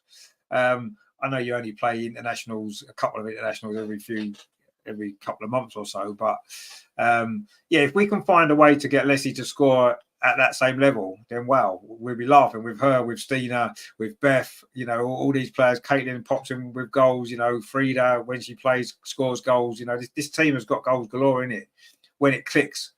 It hasn't quite clicked enough, though, has it? That's been the case. Terry says, okay, I'll change it instead of 4-1 to 7-1. Is that the Aston Villa game? You're going to go 7-1 now, are you? Because it's a cup semi-final. And I just said how tight they normally are. Okay, well, I mean, 7-1 would be great, wouldn't it? But I don't think that's quite going to happen, is it? Hada says, Sabrina, she far away than Zin. Yeah, but see, Sabrina can't play because she's off with Canada in the Gold Cup. So she's not here. So Sabrina can't play. As much as we would like Sabrina to play, she can't. So it's between Zins and Sarah. Sarah's not played for Arsenal yet. My guess is Zins will play, but let's see. Greg says, a good shout. The 7-1's a good shout, is it? Come on, it's not a good shout, is it? Really, let's be honest. Terry says, Henri and Burkhardt running the show after Jonas and Uncle Pat. It's the cone man. Well, I mean, I don't know. I'm not sure if that's going to work in the women's team. But anyway, if that job does become available, which I'm sure it will at some point, obviously, it will be interesting to see what route Arsenal go down with the next manager. I mean, you know, when Joe left, and Joe had been successful, let's be honest, certainly in the early days, wasn't he? You know, winning the WSL and all that kind of stuff. He was successful, wasn't he? And I kind of thought at that point that we were going to maybe get a more established manager in, and we got Jonas, who he'd managed obviously in Sweden and stuff like that, but he wasn't what I would have called a top level manager, was he, when we got him? So I was a little bit surprised with that. I think he's done well overall. Yes, he's made mistakes. He's got things wrong. He's picked the wrong team in a lot of games, but I think overall he's done pretty well. And if we win the Continental Cup again, you'd imagine he will stay. He'll keep his job, won't he? And I think rightly so. If you win a trophy, in 3 seasons he'd have had 2 trophies. I think that's decent. It's not the 2 trophies we would have all wanted as a priority. Of course not. We'd have wanted to win the WSL. We'd have wanted to win the FA Cup. Obviously, we'd have wanted to win the Champions League. But if he wins 2 trophies in 3 seasons, that's enough, isn't it, to give him the opportunity to keep the job for another season at least, and to see whether or not he can gel this squad to be able to win the. I mean, we could still win the WSL this season. I haven't written it off completely yet. It does seem a big shot, but I don't know. There'll be a lot of people queuing up, won't there? There'll be a lot of people queuing up. Donkey says they're not with the squad he has. Yeah, but you see, winning a trophy is difficult. It's difficult, isn't it? It's not easy to win a trophy, you know. And yes, we're Arsenal and we should be winning trophies, absolutely. And we're currently holders of one, and we could well win another one this season. And I think we have to be, I wouldn't say satisfied with that and say, well, that's enough. Jonas has done the maximum he can possibly do. No, That's not the case. Of course, we want more. We want to be winning that WSL title again, don't we? We want to be winning the FA Cup. We want to be in the Champions League, let alone winning it. We want to be back in it again, don't we?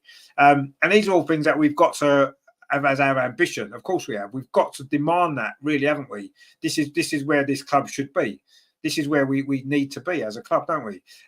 We're selling out the Emirates, as we've mentioned loads of times. We're doing this on a regular basis, and that's got to translate onto the pitch in terms of actual silverware and trophies, isn't it? And we've got to be regularly in the Champions League. We've got to be getting to the final stages of the Champions League, all this kind of stuff. This has got to be the plan over the next 2 or 3 seasons, hasn't it? That's what it's got to be, is to win these big titles and all that kind of stuff. We've got to do that. We've got to do it, right?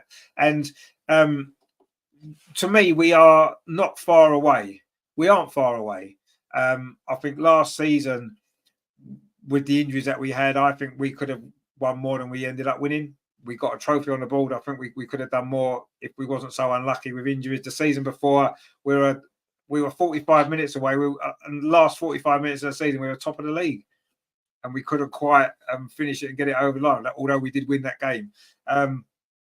So we're not far away. And we've now got a better squad.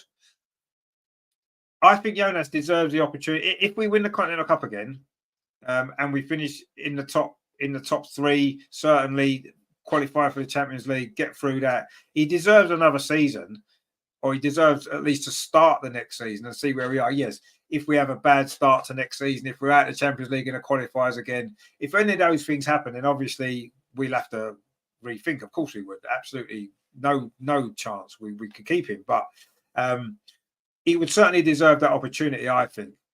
If we're in that situation, if we won the cup, we're in the Champions League, we get through the qualifiers, he deserves next season, doesn't he, to take that on and see where we go. No doubt we're going to make some signings. Of course we are. Some players will go. I'm sure they will. We'll get some new players in. And yeah, that would be my feeling on it. Obviously, if we lose on Sunday and we lose to Villa, I don't think he'll make the season. I don't think he'll see the season through. And I don't think that would be wrong if that happens. But I think if we win the cup, he's got to stay, hasn't he? Surely you can't get rid of a manager who's won you a trophy 2 seasons in a row. Donkey says the women's squad is more stacked than the men's team. If Lego Head is on alert, so is Jonas. Absolutely. I'm not saying we definitely can't get rid of Jonas. What I'm saying is if he wins a trophy, that's the one thing Arteta hasn't managed to do. He's brought the club forward. Absolutely, I agree. And he doesn't have the squad depth that the women have got. No, I agree with that as well. But all Arsenal managers have to be judged on trophies at some stage. Eventually, they have to be, don't they? Because we're Arsenal, and that's what we're about. We're not a club like Tottenham. Just competing should never be enough for Arsenal. Arsenal have to be winning trophies. We have to be seeing the scenes that we've seen behind us there. We have to be seeing those scenes on a regular basis, don't we? For both the men and the women's team, winning trophies. Or, making the best possible effort that we can to be winning trophy, not just one trophy, more trophies. And I think Jonas has come to Arsenal at a difficult time. Chelsea have been dominating in the same way that, Man City are dominating the men's game. It's a very similar situation, isn't it? It's difficult to win stuff at the moment in the circumstances, right? And we've got to be looking towards that. If Jonas can't do that, can't take us to that level, I've got no problem with saying bye-bye, thanks for what you've done. Same with Arteta. If he can't take us to that. Bear in mind, Arteta's had a lot longer, hasn't he? He's had 2 years longer. He's had double the amount of time that Jonas has had. So you've got to look at that as well. Look at the investment that there's been. Obviously, there's a lot more investment in men's football anyway. But, I've got no problem saying goodbye to any manager that isn't able to take us to the level that I believe this club should aim for in the men's and the women's team. And if Jonas can't do that, ta-da, mate. And the same with Arteta. As I say, there's other managers out there. I said this on a show the other night, didn't I? When we was on with Lee and that people always say, don't they? Will, who can you get to replace him? Every single club in the world has got a manager. There's managers out there. There's some managers that haven't even got a job at the minute. They're out there. Are they good enough? Who knows?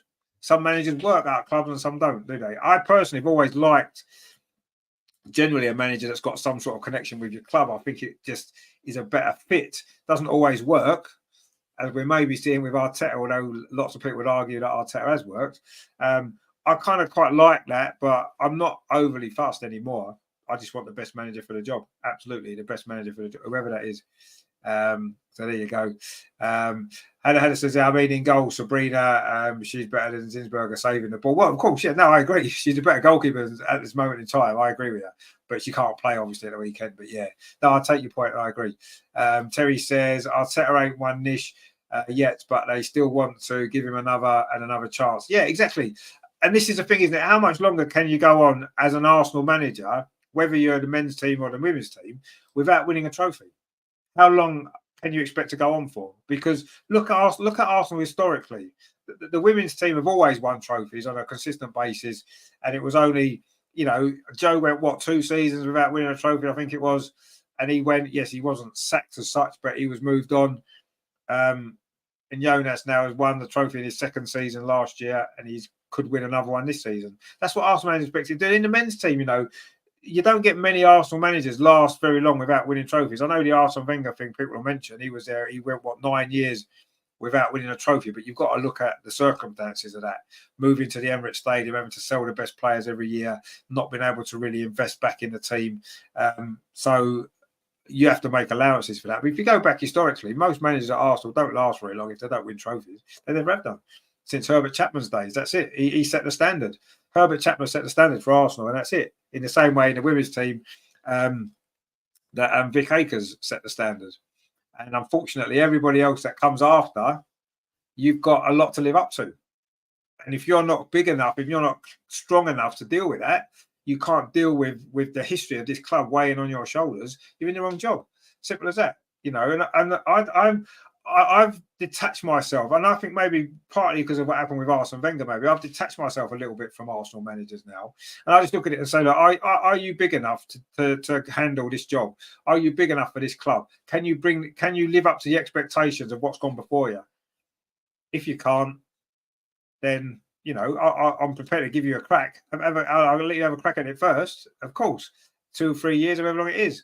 If it's not working, someone else will come in and take that job. They'll snap your hand off for the job. It's one of the biggest jobs in world football. In the women's team, I would say at the moment, it probably is the biggest job in women's football. People will say, Chelsea are because they're winning the trophies. Yeah, but Chelsea don't have the history that we've got. They don't have the fan base that we've got.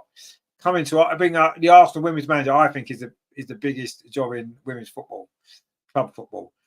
And I think in the men's team, in the men's club, being manager of Arsenal is still one of the biggest jobs there is out there. It's easily one of the biggest jobs out there. People will fall over themselves to take that job. Absolutely, they will. Anybody would if you offered it to them. So we have to make the right appointment, don't we? Terry says, Arteta. He said that one. Sorry. Terry says, I agree, Greg, but he's getting there. Okay. Terry says, we need to start each season wanting to win everything. If Jonas ain't the man to the pick. Exactly, yeah. And I'm not saying we don't. I'm sure at the start of this season, the aim of the Arsenal women's team was to win all 4 trophies. I'm sure it was.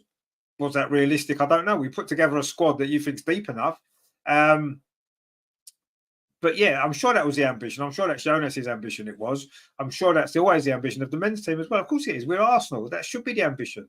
And everybody, and I think as fans of the club, yes, we want to enjoy the games. We enjoy the crack of being in the stadiums and watching the team and the atmosphere, all that kind of stuff. All those things are really important, right? And I'm not dismissing them and saying they're not.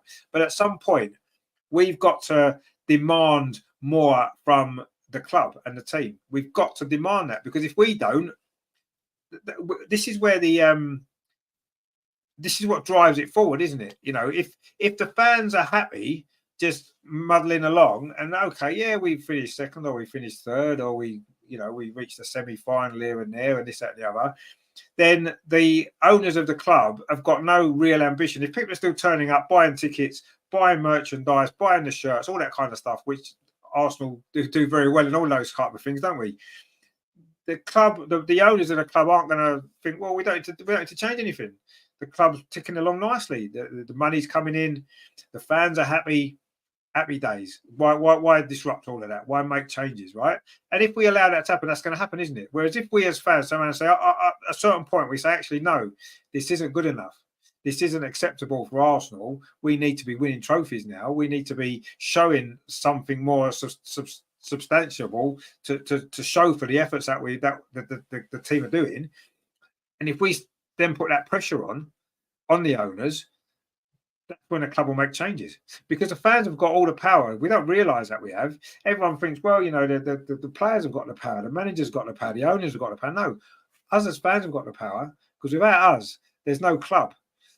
There is no club. We need to remember that, and I think we need to use that to our advantage. Greg says we play good football under Jonas, just a lack of goals. Yeah, I kind of agree. We do play good football. I've enjoyed watching the team over the last couple of seasons, definitely under Jonas's management. I like his style of football. Generally, I think there's been a few games recently where we've gone into that sideways, backwards passing kind of stuff, which isn't so enjoyable. But overall, I agree. I think we do play good football. And I think overall we do score a lot of goals, but the goals seem to dry up sometimes when we really need them, don't we? In those 1-0 defeats we've had this season and stuff like that. That's when it's really affected us, hasn't it? Greg says no one has looked better than us so far this season. At our best, I would agree with you. When it's all been clicking, no one's looked better than us. I agree. Obviously, consistency-wise is what's let us down. Man City and Chelsea have both been more consistent than us through the season so far. They have. We can't argue with that. Look where they are in the league. It's only 3 points, I know, but they've had that consistency that we've maybe lacked. On our day, I agree, we've been the best team. We can beat anybody. Absolutely, we can beat anybody. But we haven't had those days as often as those other two had this season. And that's why we're fighting to catch them up. We've got work to do. Donkey says City is fire who at their goal difference. Yeah, I mean, look at their goal difference. Yeah, no, you're right. I mean, City's goal difference, yeah. But I don't necessarily look at goal difference always. Yes, it's a factor, isn't it, of how dominant you are and how easily you're winning games, how much more easily you're winning games. But it's all about winning games, isn't it? Man City and Chelsea have had that consistency. They're winning games week in, week out. They're not dropping too many points. And we've been inconsistent. We'll have a great run, 4 or 5 brilliant performances. We hammer Chelsea at the Emirates. And what happens next? We then lose to Tottenham. These are things that's happened too many times. We lost to Manchester City, didn't we? We lost the game before that as well in the WSL, didn't we? Away at West Ham when we should have won that game. And these are the things that Man City and Chelsea haven't done this season, have they? They've kept that level of and somehow we're only 3 points behind, despite all of that. So it's a good thing, isn't it? But yeah, I don't know. Let's wait and see. Terry says Arteta should have gone in the 21-22 season. I mean, if you actually remember, even before that, in the 2021 season, when there was no fans in the stadium, when the COVID thing was on, and we had that terrible run, didn't we? I think from like September to Christmas, where I think we won like 1 game out of 10 in the Premier League. We were like 15th in the table. We couldn't score goals. We were losing at home to teams like Leicester and Burnley and all this kind of stuff. It was, I remember Aston Villa won 3-0 at the Emirates. Had fans, but see, this is what the point I made before about fans, right? Had fans been in the stadium then, had it been a normal season, if you like, you can imagine what would have been happening. There'd have been boos. There would have been real discontent. And I think I'd would have been sacked. At that point, I don't think a club like Arsenal, with that going on, could have survived. I mean, look what happened with Unai Emery. If you remember, the fans were starting to turn. And then there was that game against Crystal Palace when the Granit Xhaka incident happened. And I think that was when it really turned, didn't it? And then the fans really went against Unai Emery. He only lasted a few weeks after that. And he was sacked. And I think the same would have happened with Arteta at that time if there had been fans in the stadium. He got away with it then because there wasn't that backlash, because fans weren't there. So the owners of the club, nobody could really see it and feel it because it wasn't happening in the stadium. So, yes, 21-22, at the end of that season when we blew the top 4, he definitely should have gone. But he was lucky that he was still there at that point anyway, because he should have gone the season before when we had all of those terrible results. That's what I would have done if I was the owner of the club at that point. If there had been fans in the stadium, I'll say I'm convinced he wouldn't have lasted. And that's the power that fans have. And I think that kind of proves it, really, doesn't it, actually? Emma says, let's wait until the end of this season before passing judgment. Absolutely, yeah, I agree. That's what I'm saying. Yeah, wait till the end of the season. It's too. Although having said that, if we do lose to Tottenham and then lose to Villa, what's the point of waiting until the end of the season? Because the season will be done. And even if we get third place, would that be enough? I don't think it would. So, yes, I agree. I want to wait till the end of the season. But if we lose the next 2 games this week, I would maybe seriously think about making the call there and then. Donkey says they're getting Sonia Van before Chelsea gets her. Yeah, but will she come to Arsenal when she knows the Chelsea job's going? I don't know. I personally would if it was me. I don't think we can make too many knee-jerk decisions yet. I say we're still in with a chance of winning the league. We're still in a cup semi-final. So there's too much still to play for to even think about doing that change now. But yeah, if we do lose these next 2 games, I would be knocking on her door, ringing her up on Thursday morning and saying, come on, let's get you in. But that's really not going to happen, is it? Terry says, I wonder if Klopp will take the job next season if he wants a new start. I'd have him running the Gooner Girls. He wouldn't manage in women's football anyway. Plus, I don't think his style of management would actually work in women's football. I've got to be honest. I mean, I like Jurgen Klopp. I think he's great. But I just don't think his approach to management and his approach to football isn't suited to women's football, is it? Let's be honest. It's not.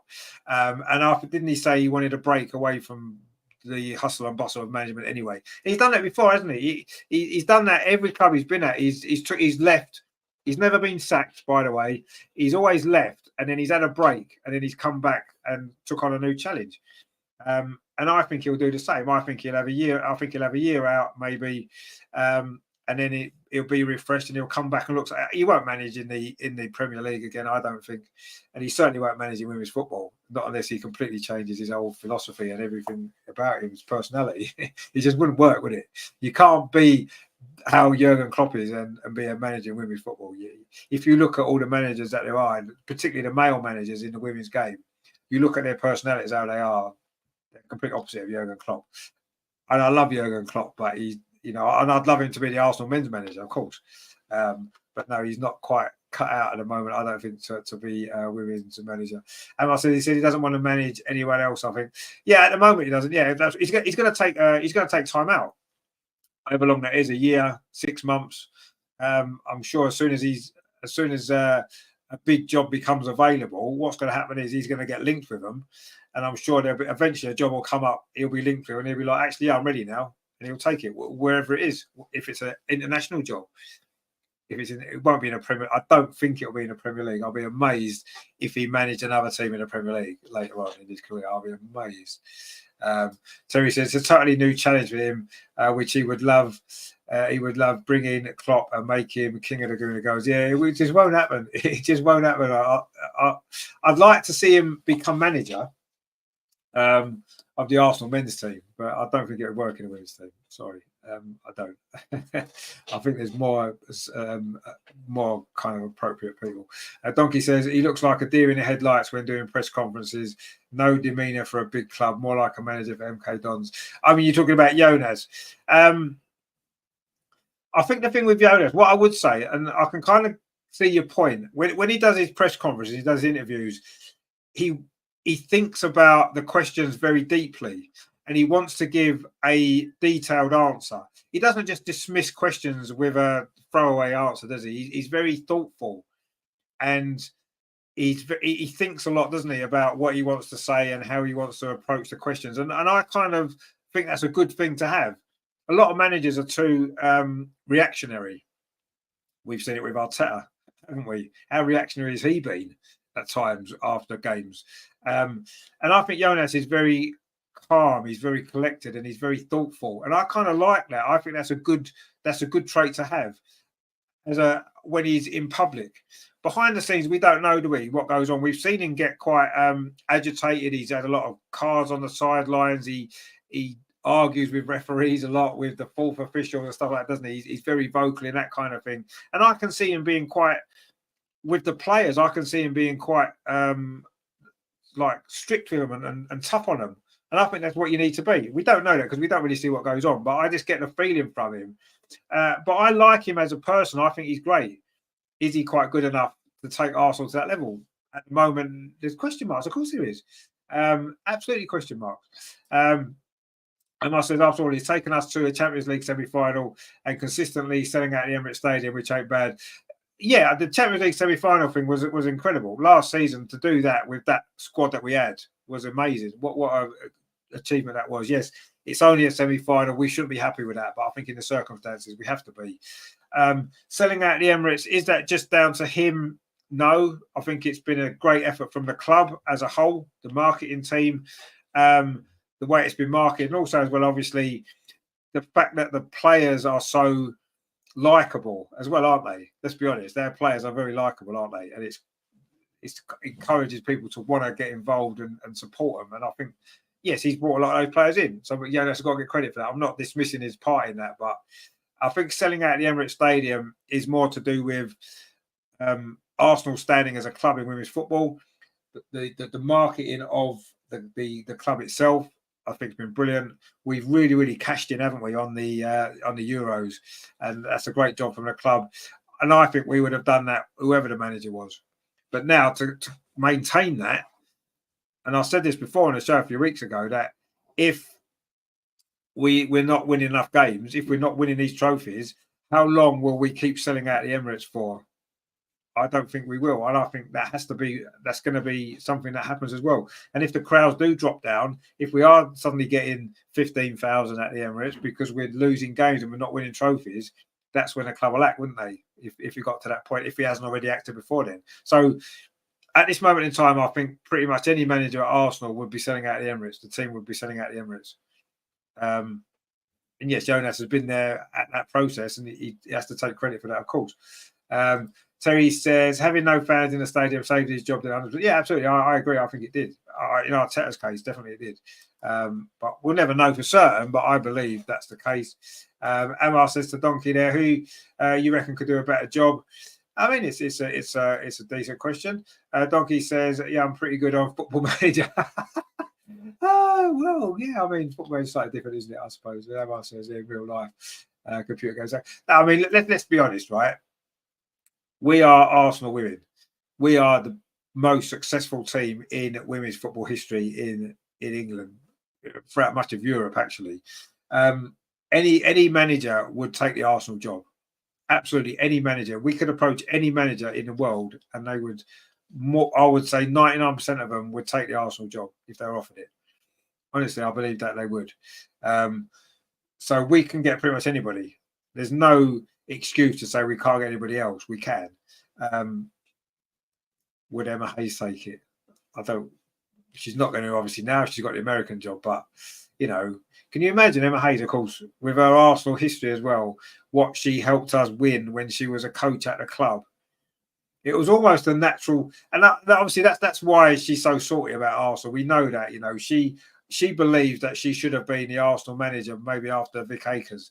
She believes that she should have been, and when she wasn't given that job, she's always had that kind of bitterness towards Arsenal a little bit. But you know, maybe she might mellow in America, and she might come back in a couple of years, and who knows. Who knows? But we shall see. Greg says, when we get to the final of the Conti Cup and smash Chelsea away, his job will be safe. Absolutely, of course it will, yeah. Like I said, if we win these next two games, we're in the final, we're still at least 3 points off the top, or maybe less if they both drop points at the weekend. Of course he'll keep his job. And if we win the Cup, he'll definitely keep his job into next season. And I would say he would. That would be the right decision. I'm not saying it would necessarily be, you know, a long-term thing, but I would definitely keep him if that's the case. Donkey says there, back in the day I made Freddie Adu and Sherdo Sambi win. Oh dear, well, you're the man for the job then, Donkey. You're the man for the job. We'll take you, that's fine. Let's see.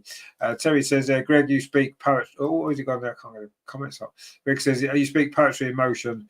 I agree. What did Greg say? Did we miss what Greg said? Oh no, about winning the, yeah, absolutely, yeah. Donkey says, I think I'm pretty qualified. I mean, to be honest with you, You know, who's to say you couldn't do a good job? Who's to say? We don't know, do we? Personally, and you know, no disrespect to you, my friend. I'm sure you're a fantastic manager, but I personally would like the next Arsenal manager to be someone who is experienced in managing at the top level of women's football. Personally, that's my choice. I'm sure everyone's got their own choices, haven't they? Amar says, well, if the job becomes available, go for it. See if they list being good at football manager as one of the key criteria, and then you may just be fine. Maybe better suited to the role in the next Shrek movie. Oh, you see, because Donkey, you see that's pretty cool, actually. Yeah, maybe that's what the next role is. But I don't know. How difficult is it to impress the Arsenal owners? Mikel Arteta got the job, but he'd never managed before. So who knows? Wayne Rooney's looking for an assistant. Well, he needs a job first, Wayne Rooney, doesn't he? Because he got sacked, didn't he? Donkey says, I'll leave that one for Wayne Rooney. Well, yeah, exactly. Yeah, I mean, he needs a job, Wayne Rooney, as well, doesn't he? Because he's out of a job at the minute. So there you go. We shall see what happens there. Terry says, no, I don't want Rooney. My nan lives too close to the Emirates. Well, yeah, exactly. Yeah, you have to watch out for your nan, don't you? If Wayne Rooney's about. Greg says, Jonas has got to be doing something right. The players keep signing extensions to their contracts. As I said, I think the players like Jonas, and I think he's good with them. I think he's strict and hard when he needs to be, but I think they also trust him. And yes, I do think he is doing a decent job in that way. But it is about trophies, isn't it, Greg? You know, come on, we can't accept the Continental Cup is great, and if we win it again this year, that'll be great as well. But at some point, we've got to say that's not enough. We're Arsenal. We need to be winning WSLs. We need to be winning FA Cups. We need to be going a long way in the Champions League. And if he can't do it, then we get someone else. Terry says, I couldn't take Salty back now. Couldn't you? Oh, they're commenting. I think that coming out or something. You couldn't see. I don't know. I could. I think I could. I think what she needs to go away to America for a year, right? And then we can. Our sort of feelings about her being manager of Chelsea will disappear a little bit because she's out of the way. We're not seeing her. We're not seeing her face on the telly every week. We're not suffering as Chelsea winning all the trophies. I mean, they still might do, but it won't be her celebrating them. And maybe after a year or so, I think we'll all feel a little bit. But I would actually take her now, if I'm honest. I would take her at the end of this season. We should have maybe looked at that a little bit more when she was leaving and before she got offered the American job. Say, look, we'll offer you the job at the end of the season. She is a fantastic manager. There's no doubt. Obviously, she learned everything that she knows from Vic Akers. There's no question about that. Obviously, she did. But who cares? You know, I'd 100% take her. Absolutely, I would take her now, and certainly in a year's time when she's been away. So I'm sure you'll feel differently, Terry, next year when you've not seen her for a year on the telly every week. So yeah, we shall see. Greg says Hayes will be looking for a job after a year in America. Exactly, yeah, that's what I'm saying. I think next year, I'm sure we would all, depending on how things have gone, obviously. If we win the cup this year, if we win the WSL this year under Jonas, we won't care, will we? But if we're in a similar position this time next year, we may be just slightly off the pace in the WSL and the Continental Cup's all we've got. And Emma Hayes is thinking, I'm not sure about America anymore. I'll be ringing her up, knocking on her door. Emma, come on. Come home. Come back where you've always wanted to be. This is your dream job that you've always wanted. We know that's what she's always wanted. Yeah, let's give it to her before she decides to retire completely. And I don't think it'll be too far away. But we shall see. Terry says, Salty's face is imprinted in my eyeballs with that. Yeah, it is, yeah. But I'm sure after a year it won't be quite as clear, will it, in front of your face? Lethal Chicken says, I hope Emma Hayes does really well in America and became the first Premier League female manager. Wow. You think that's going to happen there? Do you think there'll be a female manager in the Premier League? I don't know if did that comment actually go on the screen? Because sometimes I'm clicking, we're not going up. There we go. Lethal Chicken, that's a great name, by the way. I hope that isn't something that you cook very often. But anyway, do you really think that there's a possibility there will be a female manager in the WSL? Sorry, in the Premier League. See, I'm not. obviously we don't know what's going to happen in the future. I just can't see it. And the reason why I can't see it is because I'm not sure how a woman manager would be able to deal with the egos of the male footballers. I think they'd really struggle with that. And you've also still got this Joey Barton kind of attitude towards women's football in the men's game and in men's footballers. Even now, I'm sure there's a lot of current men's Premier League footballers that love watching the women's team and love watching women's football. I'm sure there are, but there'll also be a load that think it's rubbish. Absolutely, there will, and think that they're miles better than that. And it would be really, really tough, I think, for a female manager to go into a Premier League changing room with all of those egos, with all that money, and be able to deal with that. I just don't think they could do it at this moment in time. Whether it's more likely to get worse for them than better, I don't know. I'm just not really sure. I'm really not sure if that's going to work. Greg says our waistline couldn't stand more than a year over there. Well, that's true. Yeah, you just have to think about that. They like their food in America, don't they? They're processed crap. Lethal Chicken says, of course there will be. This country is so politically correct. Eventually they'll have no choice. Yeah, I kind of agree with that. And I think, again, this thing up on the screen, did it? Sorry about that. I agree with you. But I think the problem is it'll end up being a token thing, and they'll never be able to succeed. And I think that'll be the worst thing. What we would want is, right, and we love women's football, right? I think women's football is fantastic, and I think it's great that it's now starting to be taken a lot more seriously. There's still a lot of work to do, but what would be really bad would be if they put a woman in as a manager in a Premier League club to prove a point, to make a statement, to tick a box, if you like, and they fail really, really badly because it's just that the infrastructure isn't there to make that work, which it isn't, and I can't see a time when it will be, certainly not in the foreseeable future. And if they did that and it went really, really wrong, which it would do, then that's going to set the whole thing back, isn't it? And then no club chairman would ever then trust a female to be manager of a Premier League team or a men's team. So it would be actually counterproductive to do that, as it's been when they've used that. And you could almost say the same now about what's happening with female commentators and pundits and presenters, right? They've thrown them in there, and a lot of them have been quite clearly out of their depth. You can clearly see it. That's not their fault, but you can clearly see that they are. But they keep employing them, and it just makes it worse for ones coming through that maybe could do a better job. And I think that'd be the same with a manager, wouldn't it? You could put a female manager in the Premier League. It doesn't work because of all those reasons that we've said. Then in the future, beyond that, there could be a female manager that actually comes through and would be really, really good. They won't get the opportunity because everyone would laugh at them and say female managers don't work in men's football because look what happened before. So I think if it's ever going to happen, it's got to be right. It's got to be not for tokenism or not for box ticking or not for political correctness. It's got to be the right person to do the job at the right time so it works. It has to work, because if it doesn't work, it's going to lead to the same issues that we've got now with the female pundits that are looked on as a laughing stock. And we don't want that, because that would be setting female football and women in football, it'd be setting it back.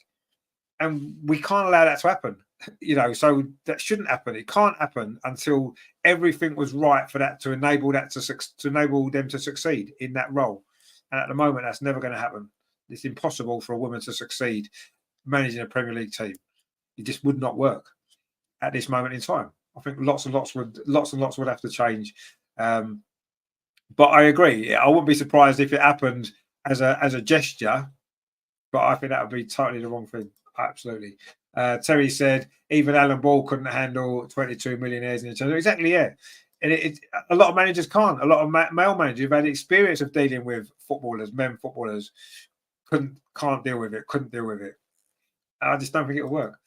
Greg says, could a male player stand being told what to do by a female? That's when we go to work to get away from it.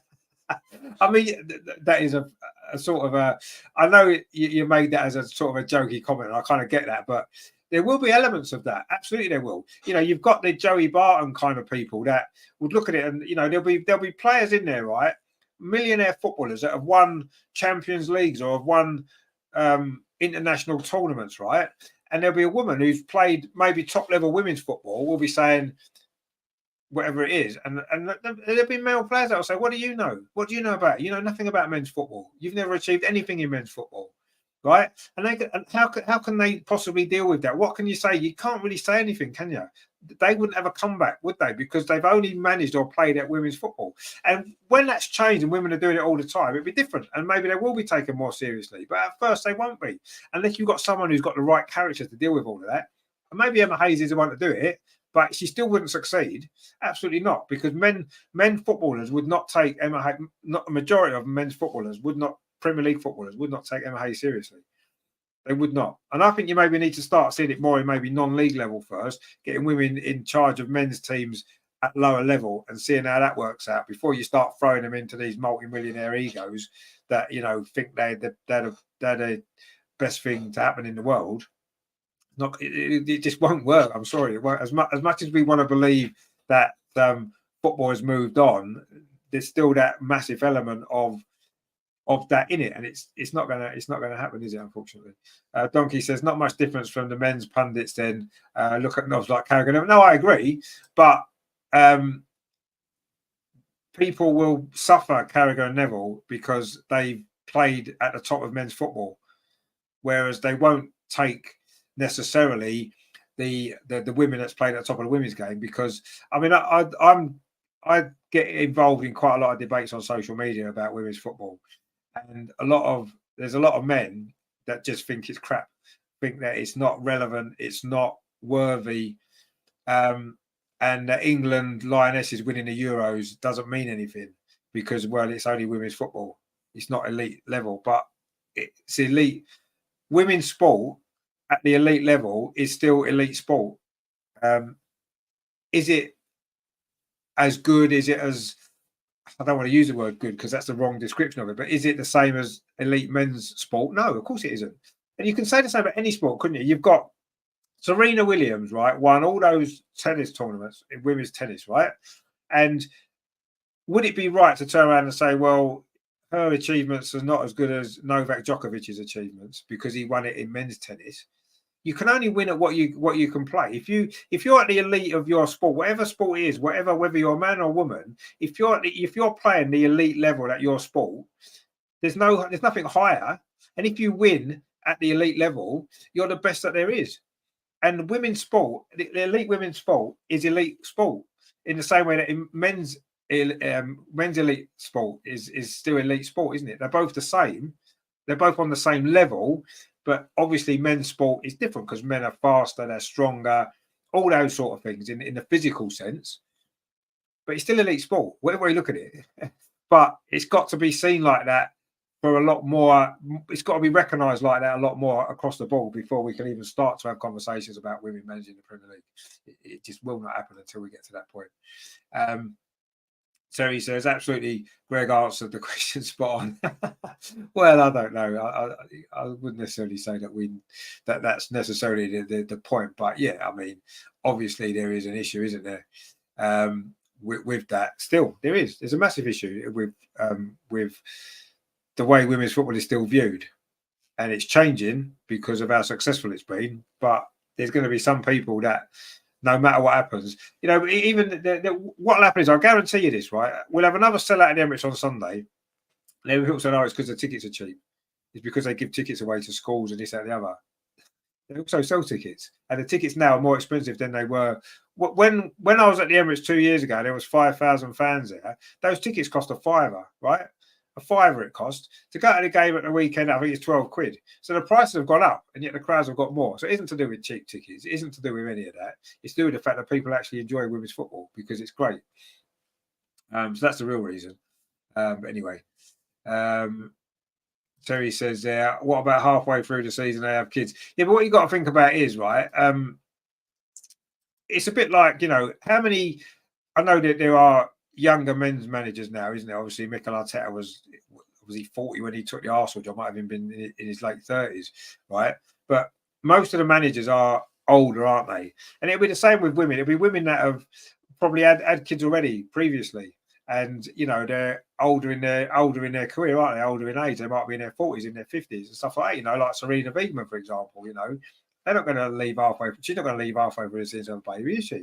And it'd be the same, wouldn't it, if that was the case? So obviously the players are the ones that can get pregnant, can't they? As we've seen recently, there's been a few, hasn't there? Not the managers really.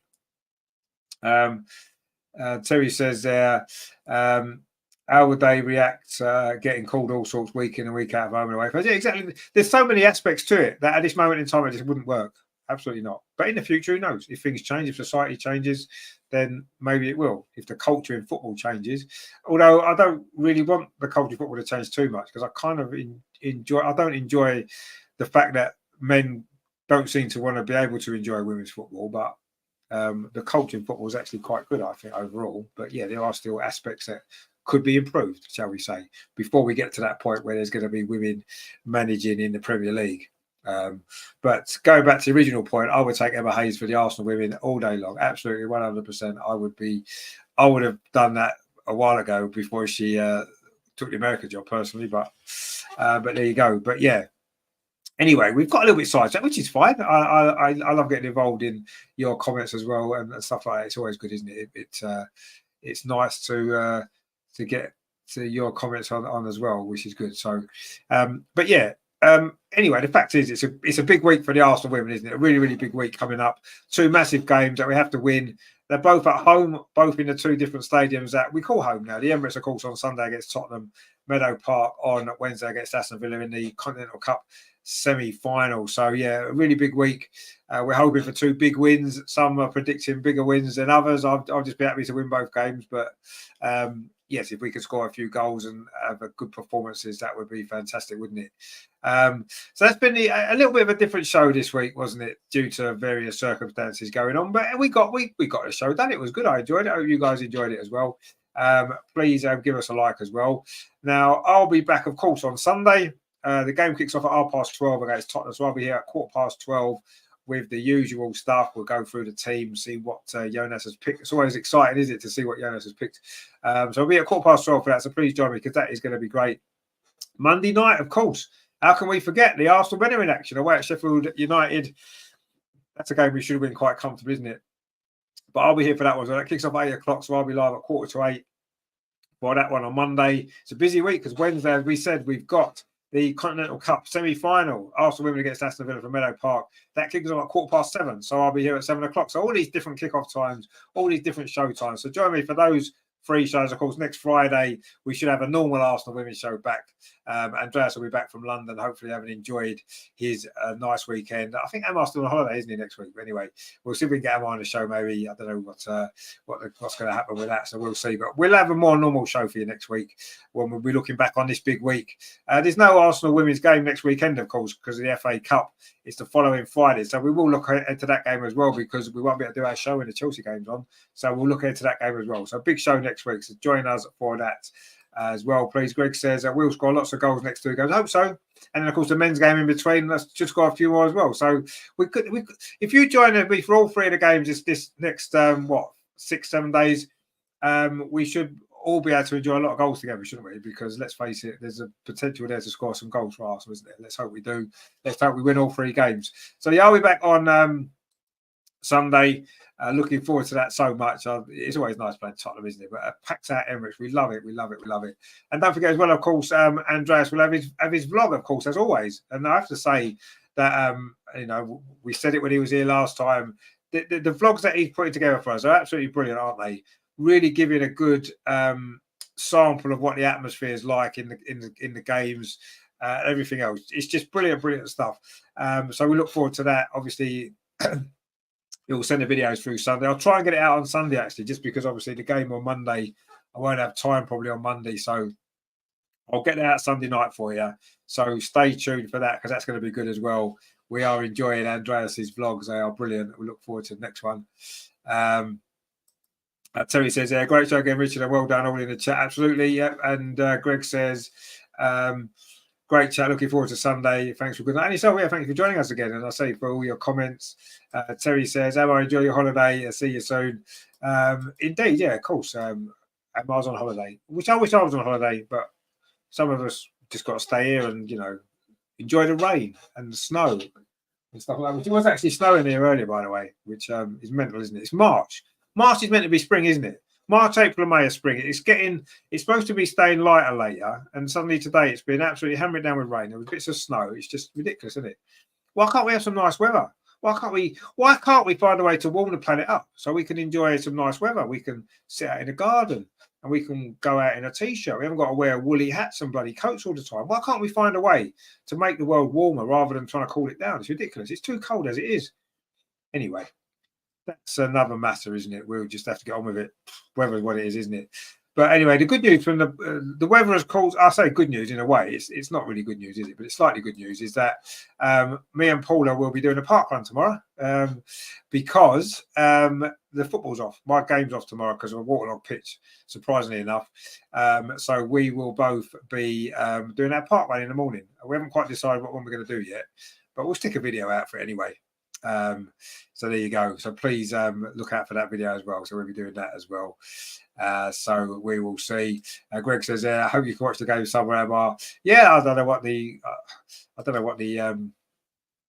time difference is. It'll probably be a big time difference right now. Anyway, Terry says, "Buy a diesel and stop recycling." Well, yeah, I mean we've got 2 diesel cars for that reason. And what I do is I just leave them running outside my house, rev them up all the time. I'll do my bit. I stopped recycling years ago. Honestly, I just put all my rubbish in one bin. And if the bin men decide to take it once a fortnight, they take it once a fortnight. I've stopped doing all of that years ago because it's all rubbish.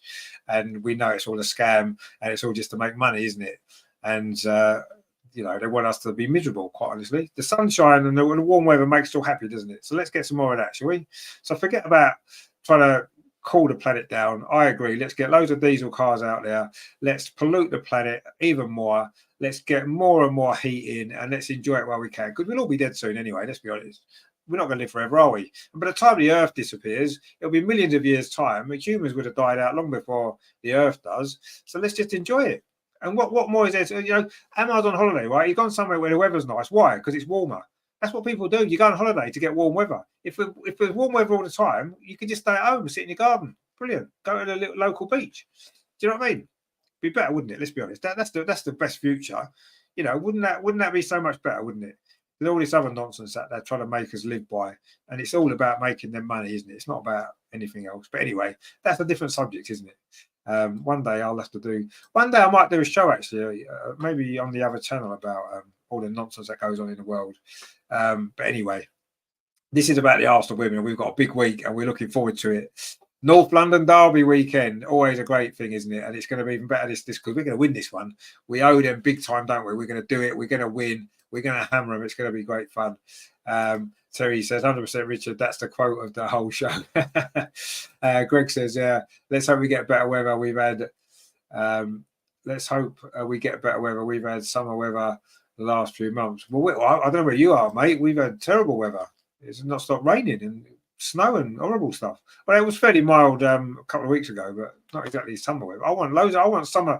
I want to have summer from like February to November and have a little bit of cooler weather, maybe over Christmas and that. That's fine. But the rest of the year, absolutely have it sunny all the time. Be brilliant. Anyway, we can't do anything. Well, I say we can't do anything about the weather. They seem to think we can, but obviously we can't. The weather's what it is, and it's not great at the moment. But I'm sure a big win on Sunday will make us all feel like it's summer, won't it? When we win, and of course Wednesday night. So join me Sunday, 11:45. I look forward to that game very, very much. I look forward to having your company for that as well. Greg says exactly nothing but rain. Yeah, well, exactly. Yeah, rain and everything. Bad wind, especially wind. I've noticed a lot of wind. Really, really bad, actually, we've had. But anyway, I think tomorrow morning for the park run is supposed to be a little bit better. Freezing cold. It's going to be like -degrees or some shit, but it's good for running, I suppose, once you warm up. But anyway, yeah, so join us Sunday, 12:15 for the Tottenham game. Monday night for Arsenal, Sheffield United. Wednesday night for the semi-final. Wow, God, so much going on. Ridiculous. And I've got to try and work as well in between. And Andreas's blog. Don't forget that on Sunday. Loads of stuff. If you do see Andreas at the Emirates, please say hello because he'd love to see you. And if you see him on the underground as well, say hello as well. He met some nice people last time. So that's it. That's the Arsenal Women's Show. The weekend can start now. The weather is... Oh, it stopped raining anyway, so that's a bonus, isn't it? I will see you Sunday, guys. Enjoy the rest of your Friday. Enjoy your weekend. And of course, it's going to be a big weekend, isn't it? Sunday at the Emirates. Come on, you Gunners. Let's do it. Thanks for watching, guys. Take it easy. I'll see you soon. And thanks for watching.